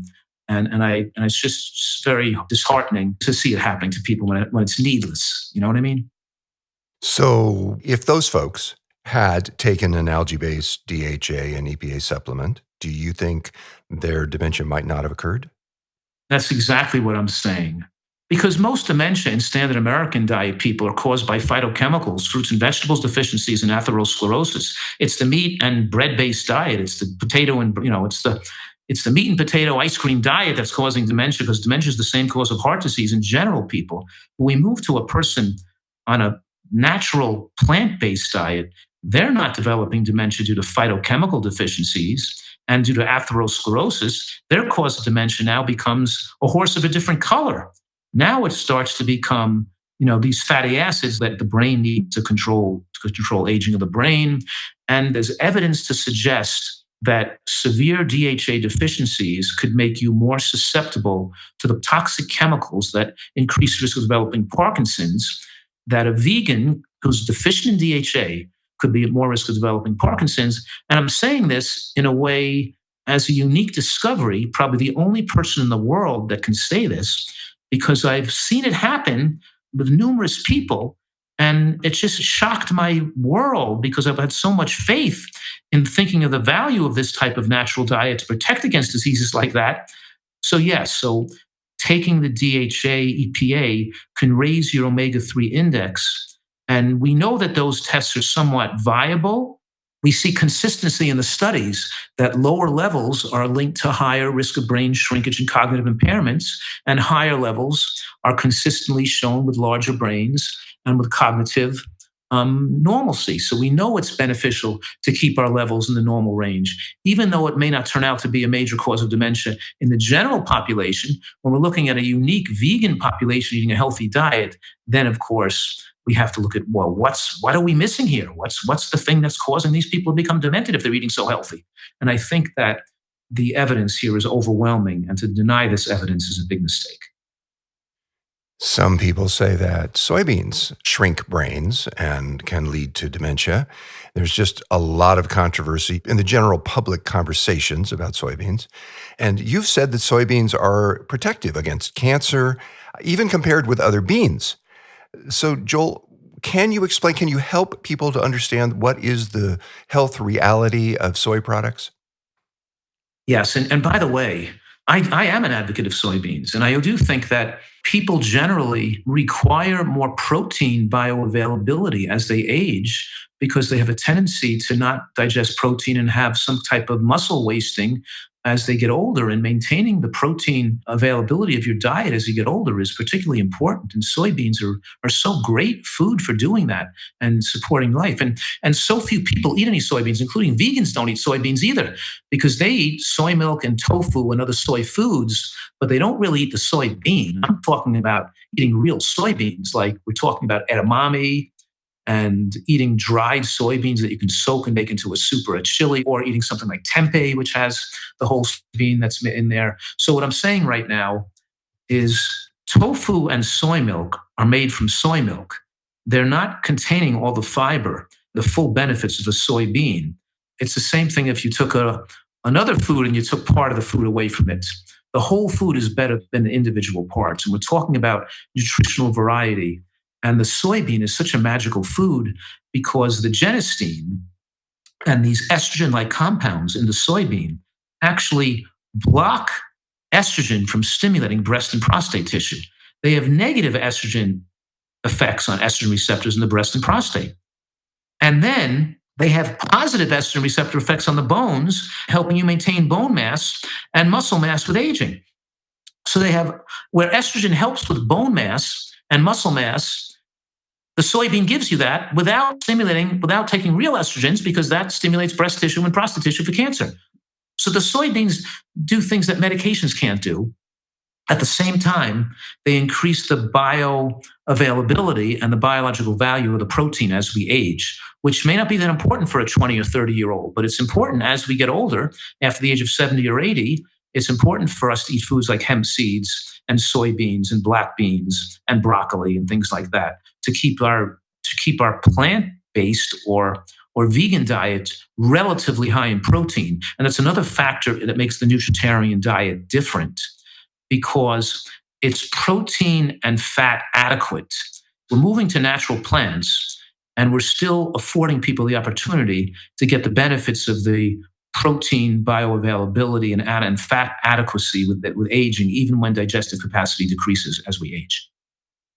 Well, we do need more protein as we get older, and in the plant portfolio, beans and other legumes are excellent sources of fiber and protein both. And yet there are a lot of people today who are afraid of beans because they've been told that lectins are dangerous, and beans are high in lectins. So, Joel, what's the truth about lectins and beans? And do you recommend that we eat beans and other legumes on a daily basis? Absolutely. And we always say, that you can show anything in a short-term study. You can feed people Twinkies, and maybe their triglycerides will go down because they're sick of eating Twinkies and they'll lose some weight. But the point is that we have to look at the studies that have large numbers of people and look at hard endpoints. And the word hard endpoint means something like death, how long these people are living, or whether they had a heart attack or got cancer. And we know that beans are one of the most proven foods as far as enabling longer life and preventing death from both cancer and heart disease. We look at populations that eat beans, the more beans they eat, the longer they live, and they add years to the life. So yes, so if somebody has this hypothesis about lectins being harmful in beans, then you have to say to yourself, okay, that's a hypothesis. Let's see if people who eat beans actually live longer or not. Now, of course, we know that this lectin thing is ridiculous anyway, because the harmful lectins in beans are deactivated with cooking. And it's true that we shouldn't be eating raw. The big beans, the black beans, the navy beans, the azuki beans, the red kidney beans, these certain beans, we have to eat them cooked, not raw. We can sprout smaller beans like mung beans, but the bigger beans should be cooked well, and they deactivate the harmful lectins. Residual lectins that remain after cooking actually have beneficial effects on the body to strengthen bones and even have some anti-cancer benefits. So there's other beneficial factors in beans that are uniquely found in beans and uniquely resistant to cooking, so like IP5, inositol pentacus phosphate, not only uniquely found in beans, but it's present after the bean is cooked for 2 hours in a soup or a chili. It's still there, activated. It's still there and working. So yes, beans are another wonder food, and I do recommend people eat a variety of different types of beans. And the only caveat I have against soybeans is that don't eat so much soybeans so you're not getting a variety of beans in your diet, because variety, of course, adds to the nutritional quality of your diet. So you want to limit your soybeans so you have an opportunity to eat other beans as well. And then I'm not saying a person can't have any unsweetened soy milk or any tofu, but that should be held in a more limited quantity because you have only so much room on your dietary plate, only so many calories you consume in a day, and it's so much more healthier to get to use the full bean as your source of soy most of the time. Greens and beans are two of the food groups in your G-BOMBs, and the O in G-BOMB stands for onions. And by that, I know you mean the entire onion family, which includes garlic and scallions and chives and leeks and shallots. And many people will use these vegetables for their flavor, but it's also the case that they have powerful beneficial effects on the cardiovascular system, on the immune system. They're anti-diabetic, and they're anti-cancer in a pretty big way. In fact, there's a large European study that found a 56% reduction in colon cancer risk, a 73% reduction in ovarian cancer, and 88% reduction in esophageal cancer, and a 71% reduction in prostate cancer in people who consumed the most onions and garlic. Joel, what is it about these vegetables in the onion family that make them so highly beneficial and so powerfully anti-cancer? Yeah, isn't that kind of amazing? Because when I was younger, I hardly eat any onions at all. I think in the first 10 years or 15 years of my medical practice, I wasn't an onion eater. I didn't even like onions that much. And I started reading about these beneficial effects against cancer. And the interesting phenomenon was that over the years, I learned to love onions in my food, where I didn't when I was younger. I developed such a taste for them. Now I sprinkle like scallion and onion on almost everything I eat. I put, I'll make a California cream kale with like a hemp seed cashew sauce, and I'll put like scallions and red onion on top, and I'll put some thickened tomato sauce on top, mixing all these foods together. People know that when you cut an onion, it makes your eyes tear. You're forming sulfenic acid. Onion has an enzyme called alliinase that is heat sensitive. And that's why when you cut the onion by the root, most of those anti-cancer compounds are close to the skin of the onion and closer to the root. You want to take the paper off for sure, but you don't want to remove too much of that inner layer under the paper, the most colorful layer, because that's the most anti-cancer part of the onion. And you want to eat the whole bottom half of the onion close to the root. I'm not saying not to eat the whole onion. I'm just saying don't waste the outside of the onion, but you point the root away from yourself when you cut it, because that's where the sulfenic acid is formed when you cut it. And then, of course, you're forming all these beneficial organosulfide compounds that have their magnificent anti-cancer effects. Onions have special type of fibers. They're rich in quercetin, and they also promote the growth of favorable bacteria in the digestive tract. They lower the glycemic effects, not only low glycemic themselves, but they lower the glycemic effect of other foods because they thicken the microbiome, the biofilm that covers the digestive tract wall, slowing glucose transmission through the digestive tract. So it's those four foods that have the most effect on giving you the most beneficial microbiome. The two raw foods I'm talking about are the raw greens and the raw onion family, because heat and cooking it destroys the alliinase or deactivates it. And the two cooked foods, of course, are the beans and the mushrooms. And we have all four of those foods, the beans, the mushrooms, and the onion and the greens. Then we actually create what scientists call the second meal effect, which means when you have that mango or your quinoa in the morning, then the glycemic effect of that mango, which is lowered, and the quinoa is lowered because you ate those foods and you ate those onions, which gave you the most beneficial gram-positive effects on the wall of your digestive tracts. Are you saying that foods that we eat for dinner can actually affect the glycemic load of foods we eat the following morning for breakfast? Yes, I'm saying that the food you ate on Monday, even if you had it for breakfast or lunch, the fact that you are a regular consumer of, let's say, onions and beans and greens, it means the next day, then you're going to see a beneficial effect from those foods. In other words, when you regularly eat these foods, now the other foods you're eating, which may be somewhat more glycemic, they will become lower glycemic because you're going to get a better bacteria, a healthier level of bacteria, and a thickening of the type of bacteria that can stick and adhere to the villi better. So better than taking a probiotic, which is mostly going to pass through you and cause expensive stool. Like they say, vitamins cause expensive urine, but the probiotics mostly pass through you.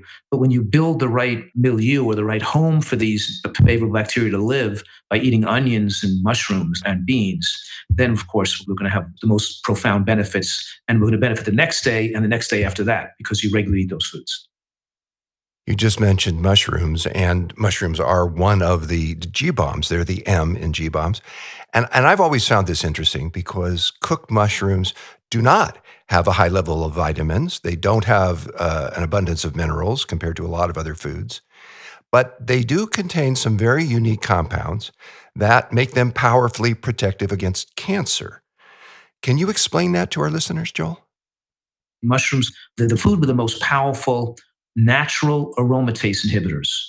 Aromatase is the enzyme that produces more estrogen. Higher levels of estrogen raise risk of prostate and breast cancer. And mushrooms don't let you do that. They keep that favorable. So they're like using that, like Arava and tamoxifen, which they give women to keep estrogen lower who have breast cancer. Well, mushrooms do this naturally and prevent estrogen from getting too high. And we talked earlier how being overweight makes estrogen go too high. The two things we need to do to prevent cancer, breast cancer and prostate cancer, is keeping slim and eating mushrooms. Those two things keep these hormones in a narrow beneficial range. And the other most important thing about mushrooms is they have powerful effects at angiogenesis inhibition too. So again, the damaging effects of insulin and fat on the body promotes angiogenesis, and of course does eating animal products and animal protein. It raises IGF-1, which promotes angiogenesis, which leads to more growth in the body. And we don't want to be growing as an adult because we're allowing cancer cells to replicate and grow. But mushrooms prohibit that. They inhibit angiogenesis, which means they have fat retarding effects. Even though they're low in calories, they have inhibiting effects on allowing fat to grow. And they also inhibit cancer cell replication and cancer cell growth and cancer cell initiation. In other words, the cell turn into cancer due to the effects of mushrooms, and mushrooms are one of the only foods that contain ergothioneine. And ergothioneine actually has a receptor on the cell for this mushroom-containing ingredient, which then inhibits the cell's ability to replicate abnormally and become cancerous. And then if a cell did become cancerous, the mushrooms further inhibit its replication and by not letting it get a blood supply and saying, no way, Jose, I'm going to let you replicate in my body.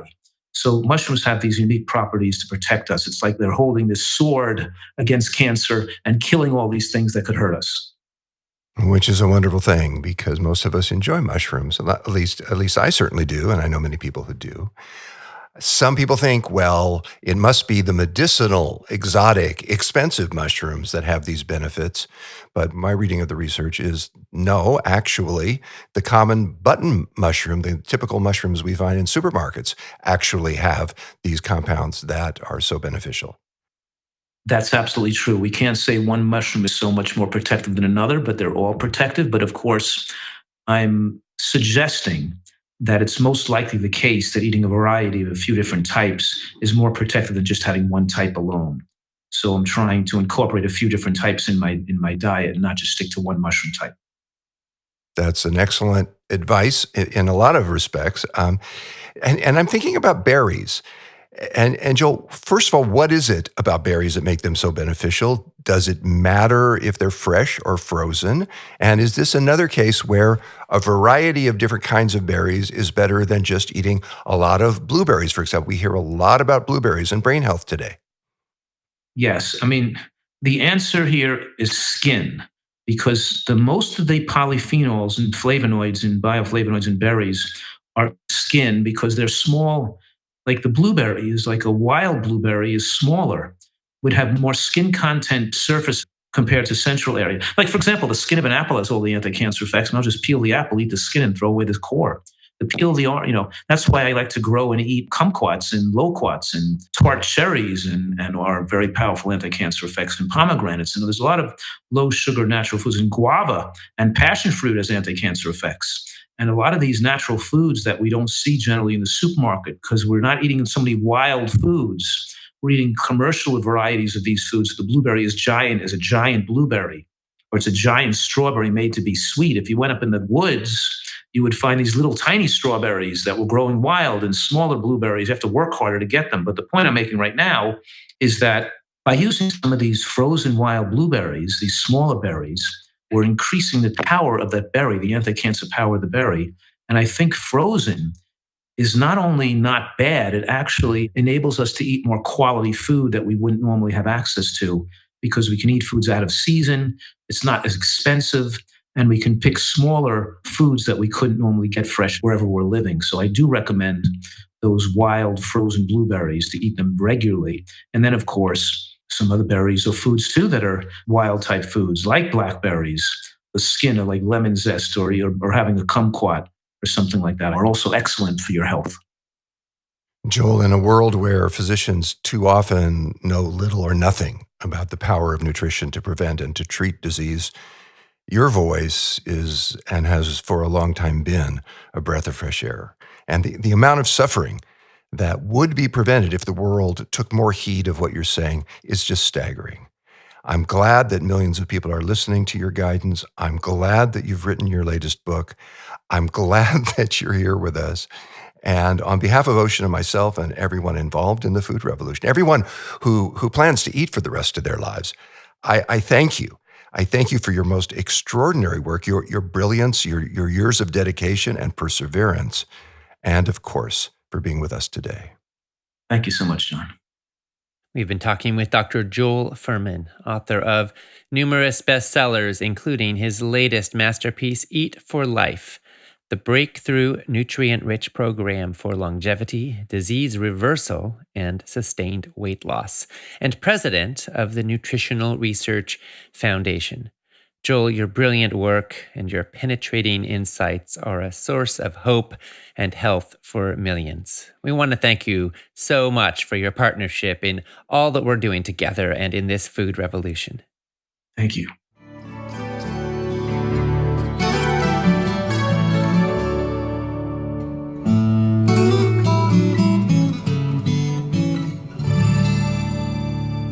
Thank you so much to Dr. Joel Fuhrman and to my dad and colleague John Robbins for that informative, practical, incredibly useful and inspiring conversation. To express your opinions on what you've been hearing and to find out what other people are saying, post and engage in the comments section on our broadcast page. Make sure you refresh those comments with the Get the Latest Comments button so you can see the most recent ones that have been submitted.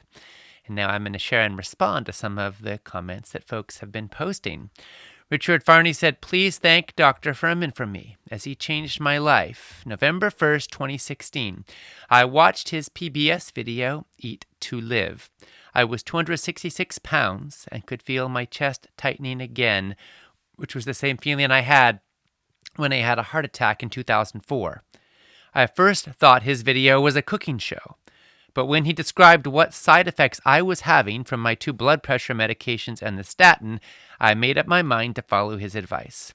I am now 165 pounds, off all my medications with doctor approval, and I'm now a wellness coach focusing on heart attack and stroke survivors. Thank you, Dr. Fuhrman, for getting me started to taking back my health. Richard, wonderful. Thank you so much for sharing, and congratulations on the results you are experiencing. We are so heartened and happy and enthused for you. And how wonderful that you're a health coach helping other people on the journey as well. Suzanne Meyer said, can you list the G-bombs again? Yes, Suzanne, the G-bombs are greens, beans, onions, mushrooms, and berries. Again, greens, beans, onions, mushrooms, and berries. And to be clear, greens are all kinds of different green things, but we don't mean green jelly beans. We mean green plants, veggies. Beans, of course, is all kinds of legumes. It also includes lentils. Onions is the whole allium family, really, so it definitely includes leeks and chives and garlic, as well as onions. And then mushrooms, it could be anything from button mushrooms to shiitake to oyster mushrooms, maitake, all kinds of. There's all the fancier sort of medicinal mushrooms. There's some of the wild mushrooms that are safe to eat, and then there's the really basic ones, portobello, etc. So all kinds of mushrooms are wonderful, and then of course berries. Austin Perez said, I love you all. You guys are giving life to so many, including myself. I'm so blessed to feel I'm part of this. I do have a question. Recently, I heard that frozen vegetables may have more nutrients than fresh, since they're picked at the peak of ripeness and then flash frozen. Can you tell me what you know about this and whether that is the case? Well, Austin, yes, actually, I have good news for people who maybe don't have easy access to fresh vegetables and berries and fruits all the time. Frozen ones are remarkably nutritious. Now, there are some nutrients that you might get from raw that you don't get when you freeze something, because the cell walls get broken down in the freezer and so forth. But in general, frozen is very, very nutritious. So you can enjoy making good use of your freezer. And a lot of times you'll also find that it's more affordable. One of the nice things about frozen is there's less waste, because all of everything that's harvested gets captured. And with a lot of fresh foods, unfortunately, a lot goes bad, not just in our fridges, but in the markets and in the distribution channels and so forth. And sometimes things have to be picked very unripe in order to survive weeks of transit around the globe as they go through long supply chains. Whereas with frozen, they may actually be picked at a more perfectly ripe time. So there are some benefits there, for sure. And of course, everyone has their own culinary preferences. Eating vegetables is good, whether raw or steamed or boiled or fresh or frozen. But so do it all if you can. Susan Linder said, I have watched every Food Revolution Summit, and your edition of the Daily Wrap this year with the two of you and Dr. Joel Kahn is fantastic. I am your raving fan and learn so much from every session. Thank you, John and Ocean. How wonderful, Susan. Thank you. Yes, we are really excited about the edition of the Daily Wraps this year. If you haven't been checking them out, please do check them out. At the end of our broadcast, a little bit later in the day, starting about an hour after we finish, we post the Daily Wrap. And it's my dad and I and Dr. Joel Kahn reviewing the day's interviews and talking about what we learned and the top highlights and insights and take-homes. It's a pretty juicy reflection point, I think, that may be helpful to you to digest and integrate all of this. So please come on back in the afternoon and check out the Daily Wraps. If you haven't been already, we email each day with a replay announcement, and that's a good cue to go on back if you've been listening to the live broadcast to check it out. If you're listening now on the replay, it's available to you now, and you can check that out too. Diane Jacquemin said, I am addicted to these events about healthy eating, and I found to have decreased fibrocystic conditions in my breasts, probably due to changing in my eating habits, almost all plant-based foods. I follow Chris Wark religiously, and since this is my first food summit, I will now follow John and Ocean Robbins. This summit is a tremendous gift you provide. Thank you so much, Diana. Elizabeth Baker said, I can't thank Dr. Fuhrman enough for impacting our lives. I never met him, but listen to him whenever he speaks. I started his way of eating 100% head first, and I haven't looked back. In July 2020, it will be 2 years. I have lost 35 pounds, and I have amazing energy. May 12th is my 55th birthday, and I feel better now than I did when I was younger. It's my passion and mission to share and spread the news of the nutritarian lifestyle, to share the need to take care of our planet. I'm hoping to start an organic garden to give others access to healthy options. Thank you for this amazing summit. Very educational, encouraging, and impactful. Hooray, Elizabeth. Thank you so much. And hooray for your budding vision to start an organic garden. You know, a lot of people are starting gardens right now. More people than ever, actually. And it kind of harkens back after World War I and the Spanish flu pandemic, that we had a time of massive social distancing in the Spanish flu pandemic. And it killed 670,000 Americans and 50 million people worldwide about 100 years ago. And one of the things a lot of people did was to plant gardens. And these victory gardens were very popular, and they continued right through the Depression and right up to World War II. And at one point, 40% of the vegetables in the United States were grown in 20 million backyard gardens. So they are making a comeback right now. Backyard gardens are, as people want food security, they want self-reliance, they want to know where their food comes from, they want to know their food is safe and healthy to eat, free of viruses, and growing in a way that they like. And also, studies show that when people grow more vegetables, they eat more vegetables, which is good for everybody.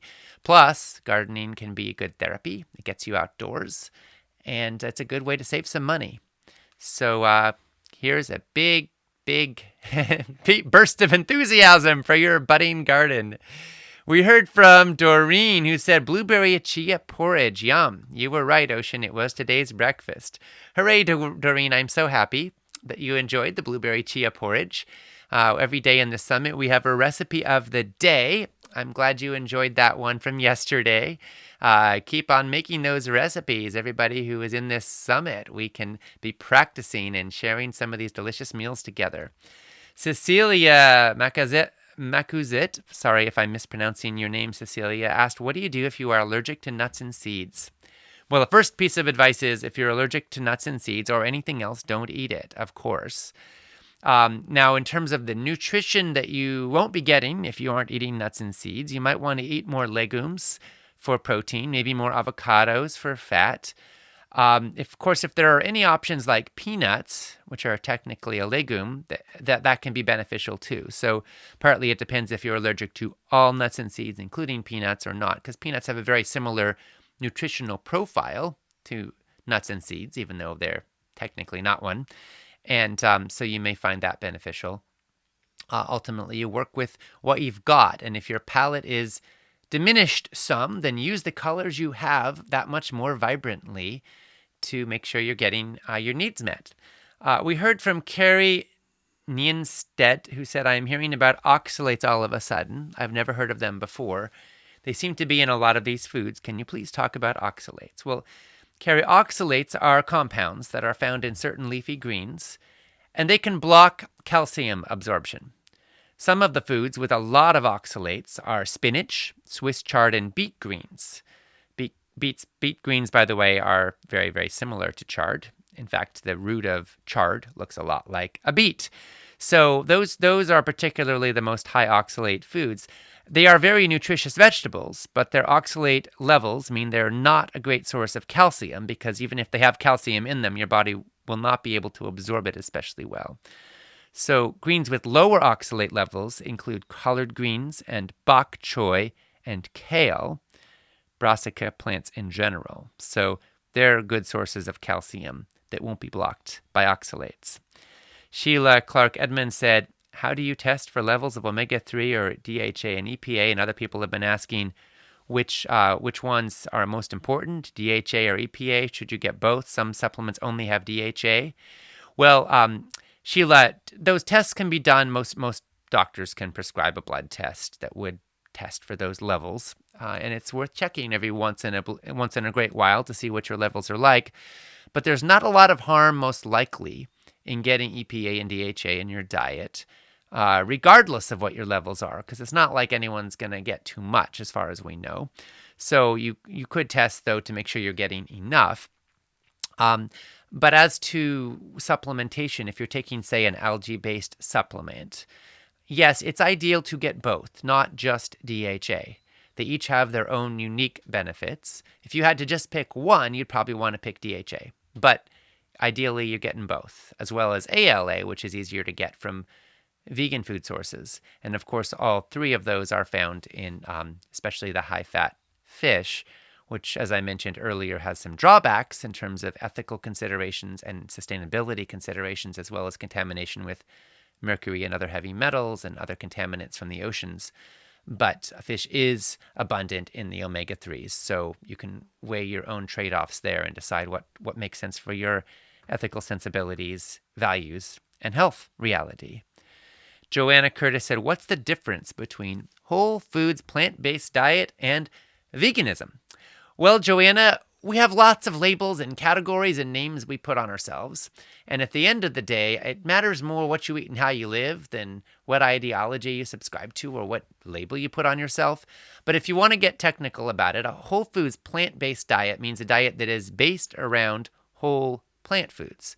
So by whole, we mean that it's not using a lot of refined products like white flours and added sugars and bottled oils and processed foods and processed meats and various other highly refined foods with chemicals in them that have names we can't pronounce and come in packages and were mass produced in factories. And it's based around foods that come from the earth, that are minimally processed, that are in their whole real natural state.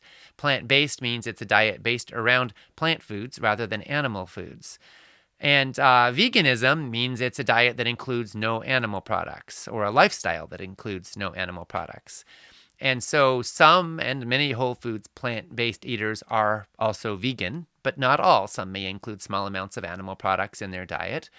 And some vegans are whole foods plant-based, but not all. There are many so-called junk food vegans who eat lots and lots of Twinkies and donuts and drink Coke and, eat French fries, all of which can be vegan. So ultimately, there are ways to do vegan that are healthy and not so healthy. And whole foods plant-based is generally a pretty healthy approach, as I'm sure you're hearing in this summit.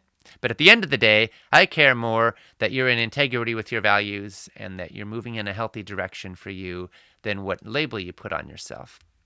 Veronica Farini said, I've heard vegans may have high probabilities to develop cancer, probably originated from all the chemicals in vegetables and fruits. Is that true? And does this mean that being vegan without switching to organic may be worse for developing cancer? Well, Veronica, I don't know what studies you are referring to. I've not heard of any studies saying that vegans have high probability of developing cancer, although no doubt if you were a junk food vegan, that's not going to do any great turns for your health or your cancer risk. But generally, most of the studies we have showing us that eating lots of fruits and vegetables leads to lower risk of cancer, as well as heart disease, as well as type 2 diabetes, as well as obesity, as well as Alzheimer's. We're done with people eating fruits and vegetables that were not grown organically, because most of our fruits and vegetables are not grown organically. And we still see tremendous, tremendous health benefit. So I don't think we should go making the perfect into the enemy of the good here. If you really can't access or can't afford organic, don't let that stop you from eating fruits and vegetables. If you have a choice between organic donuts and non-organic kale, go for the non-organic kale every time. That said, most of our food today is grown with large amounts of pesticides, which are neurotoxins, which are bad for our environment. And if you can go organic, you are doing your health and our planet a good turn. And I definitely encourage and support that in every possible opportunity. Godwin said, I quite agree with the emphasis on the importance of the right information concerning right food choices. But one thing I noticed every speaker so far has avoided is cost comparison between the right and the wrong foods. And as I know, especially in most developing countries, lack of resources does not make people accept wrong food choices. Well, I think what Godwin is referring to is that healthy food can sometimes cost more. Whole Foods has gotten the unfortunate nickname Whole Paycheck for this very reason.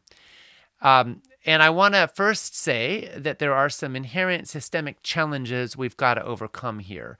In the United States, for example, every year we have tens of billions of dollars in subsidies at taxpayer expense going to support the mega corporate industrialized farmers growing commodities crops. This is primarily bringing down the price of corn and soy and wheat and other so-called staples, and it's ultimately leading to cheaper high fructose corn syrup, cheaper factory farmed animal products, because most of the corn and soy that we grow in this country is subsidized, is genetically engineered, and is fed to livestock. And it's bringing down the price of white bread. And it's not bringing down the price comparatively of fruits and vegetables and nuts and seeds and legumes and other foods we should be eating more of. So Food Revolution Network is wanting to change this. And we're trying to shine a spotlight on this, because essentially what we're doing is at the marketplace, It's like you're being fined for wearing your seatbelt. If you want to eat healthier, safer foods, you've got to spend more thanks to the government subsidy program. And we want to shift this around. If we're going to subsidize anything, shouldn't we subsidize the healthy foods that we should be eating more of? So there are issues here to address, but even so, there's a lot of ways you can save money and eat really well. For example, you can focus on the real superfoods. You don't need $30 a pound Himalayan goji berries. You can focus on cabbage and carrots and onions and legumes and fresh greens and all of these foods. And when you eat wholesome, natural foods you prepare yourself, you can save a lot of money compared to restaurants and processed junk. Number 2, don't waste. The average American family wastes about $2,000 a year in food that just goes bad in the fridge. So clean out your fridge, go through it, plan well, make big pots of soups, freeze stuff so you have leftovers, make friends with leftovers, and put an end to food waste in your home. You can save a lot of money. You can help save the planet too. We can save a lot of resources, and make sure you're basing your diet again around the basic, real, wholesome, healthy foods that will serve you for the rest of your life. You can also, of course, eat out less. A lot of people are doing that already right now. That can save real money. And so those are a few of the tips. And then keep it all in perspective, because last time I checked, cancer was pretty expensive.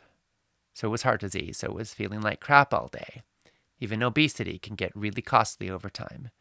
So when you eat wholesome, real, healthy foods, you've got to factor that into the equation, and maybe even consider combining your philanthropy budget, your medical budget, and your food budget, and seeing that really when you make food medicine, and when you eat and support healthy, wholesome foods that were grown in a way that was respectful for the planet, you are helping to build a better world. And so really you can look at your food budget as all of that. It's not just about getting it down the hatch and getting enough calories to survive another day. It's about creating the conditions for health and vitality and wellness, so you don't need to spend as much time in doctor's visits and going through invasive surgeries and suffering down the line. And now it's time for an empowerment package giveaway to Sasha Palmer, who said, after listening in the Food Revolution Summit for the first time this year, I was inspired to ask my parents what medications they're on. It really scared me. At only 43 years of age, I've already battled many women's health-related issues and surgeries in my life. I have no intention of allowing my health to suffer any longer. My husband and I are newly adoptive to a plant-based lifestyle, and we are resolved in our decision for this life change. We have a long way to go solidifying our understanding and increasing our knowledge to support this change, but we must really thank the Food Revolution Summit organizers and speakers for providing us with this information, guidance, and knowledge that we can use going forward. It's like your summit was timed this year specifically for us. Well, thank you so much, Sasha. I am so glad that you and Tony are gaining value from this. I see that you are in Dubai. We're so grateful that you're part of this, and we want to make it easier for you in this next stage of your life to put it all into action. So we'll be gifting you with an empowerment package so you can own the MP3s and the transcripts of the entire Food Revolution Summit for life. Congratulations. And congratulations also to all of our new recent buyers. Roxy from Indiana, Paul from California, Elaine from Texas, Esther from Colombia, Suzanne from United Kingdom, Heather from Hawaii, Joanne from Birmingham, Alabama. Thank you all for investing in our mission and your health with the Empowerment Package.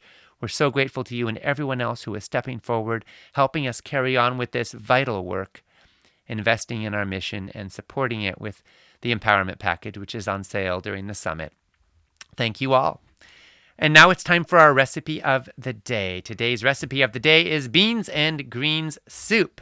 The beans and greens soup has a lot of elements for optimal health and cancer prevention, including lentils, kale, onions, and tons of spices. This is a G-Bombs Spectacular. You can enjoy it all year round, and I hope you enjoy making some today. You'll find this on our broadcast page and on our replays page later in the day. Lisa Perez said, the Food Revolution Summit is one of the highlights of the year for me. I learned so much from this outstanding panel of experts. John and Ocean bring everything together beautifully. The quality of life is greatly improving, or my quality of life is greatly improving with all of this health-producing information. Thank you to everyone for your generosity in sharing your knowledge. Lisa, I'm so happy you're gaining value from this summit. We are so glad you are here, and we're going to gift you with an almond cow. This can make making non-dairy milks of all kinds easy and delicious and nutritious. Almond Cow will follow up with you to get your address, and then we'll get them shipping you an almond cow. So congratulations. I know you'll put it to good use. So we are now nearing the end of day 3 of the Food Revolution Summit. And I want to say again that after we wrap up in a little bit, we'll be posting around noon Pacific time, 3 p.m. Eastern time, the daily wrap from today's summit. My dad, Dr. Joel Kahn, and I, reviewing the day's interviews and sharing our top takeaways, reflecting, digesting. Please come on back and check that out. If you're listening now in the replay period, you'll see it posted now. Please enjoy the daily wrap, and I want to remind you all to express your opinions on what you're hearing. Find out what other people are saying. Share what you're learning, your top takeaways, in the comments section on our broadcast page. Make sure to refresh the comments so you can see the latest ones. You can also join in the conversation on our Facebook page at facebook.com/Food Revolution Network. Come on back and join us tomorrow at 8 a.m. Pacific Time, 11 Eastern, 3 GMT for Weight, the Science of Optimal Weight and Healthy Living. Starting at 8 a.m. Pacific, 11 Eastern, 3 GMT, you'll hear from Dr. Susan Peirce Thompson on the neuroscience of sustainable weight loss. Then we'll hear from nutritionfacts.org founder Dr. Michael Greger, followed by renowned dietitian and best-selling author Brenda Davis. In the meanwhile, you can post your comments and share in the conversation. Catch and share the replays later today at foodrevolution.org/replays. And check out the empowerment package so you can put it all into action and own it all for life. And I also invite you to enjoy the recipe of the day and some delicious, fabulous, healthy food. We wish you a beautiful, nourishing day. This is Ocean Robbins, signing off from day 3 in the Food Revolution Summit. At Food Revolution Network, our mission is healthy, ethical, and sustainable food for everyone who eats. We want kids to learn about healthy food in school. We want doctors to learn how nutrition impacts health in medical school. We want the routine use of antibiotics banned from factory farms. We want a world where everyone, regardless of their ethnic or economic background, has knowledge of and access to healthy food for their family. We want a world in which heart disease, cancer, Alzheimer's, obesity, and diabetes are rare, and in which vibrant health is the status quo. We're spreading the word and standing for change. And with every empowerment package purchased, we make a donation to Trees for the Future, enabling them to plant an organic fruit or nut tree in a low-income community. Join this movement and support this mission.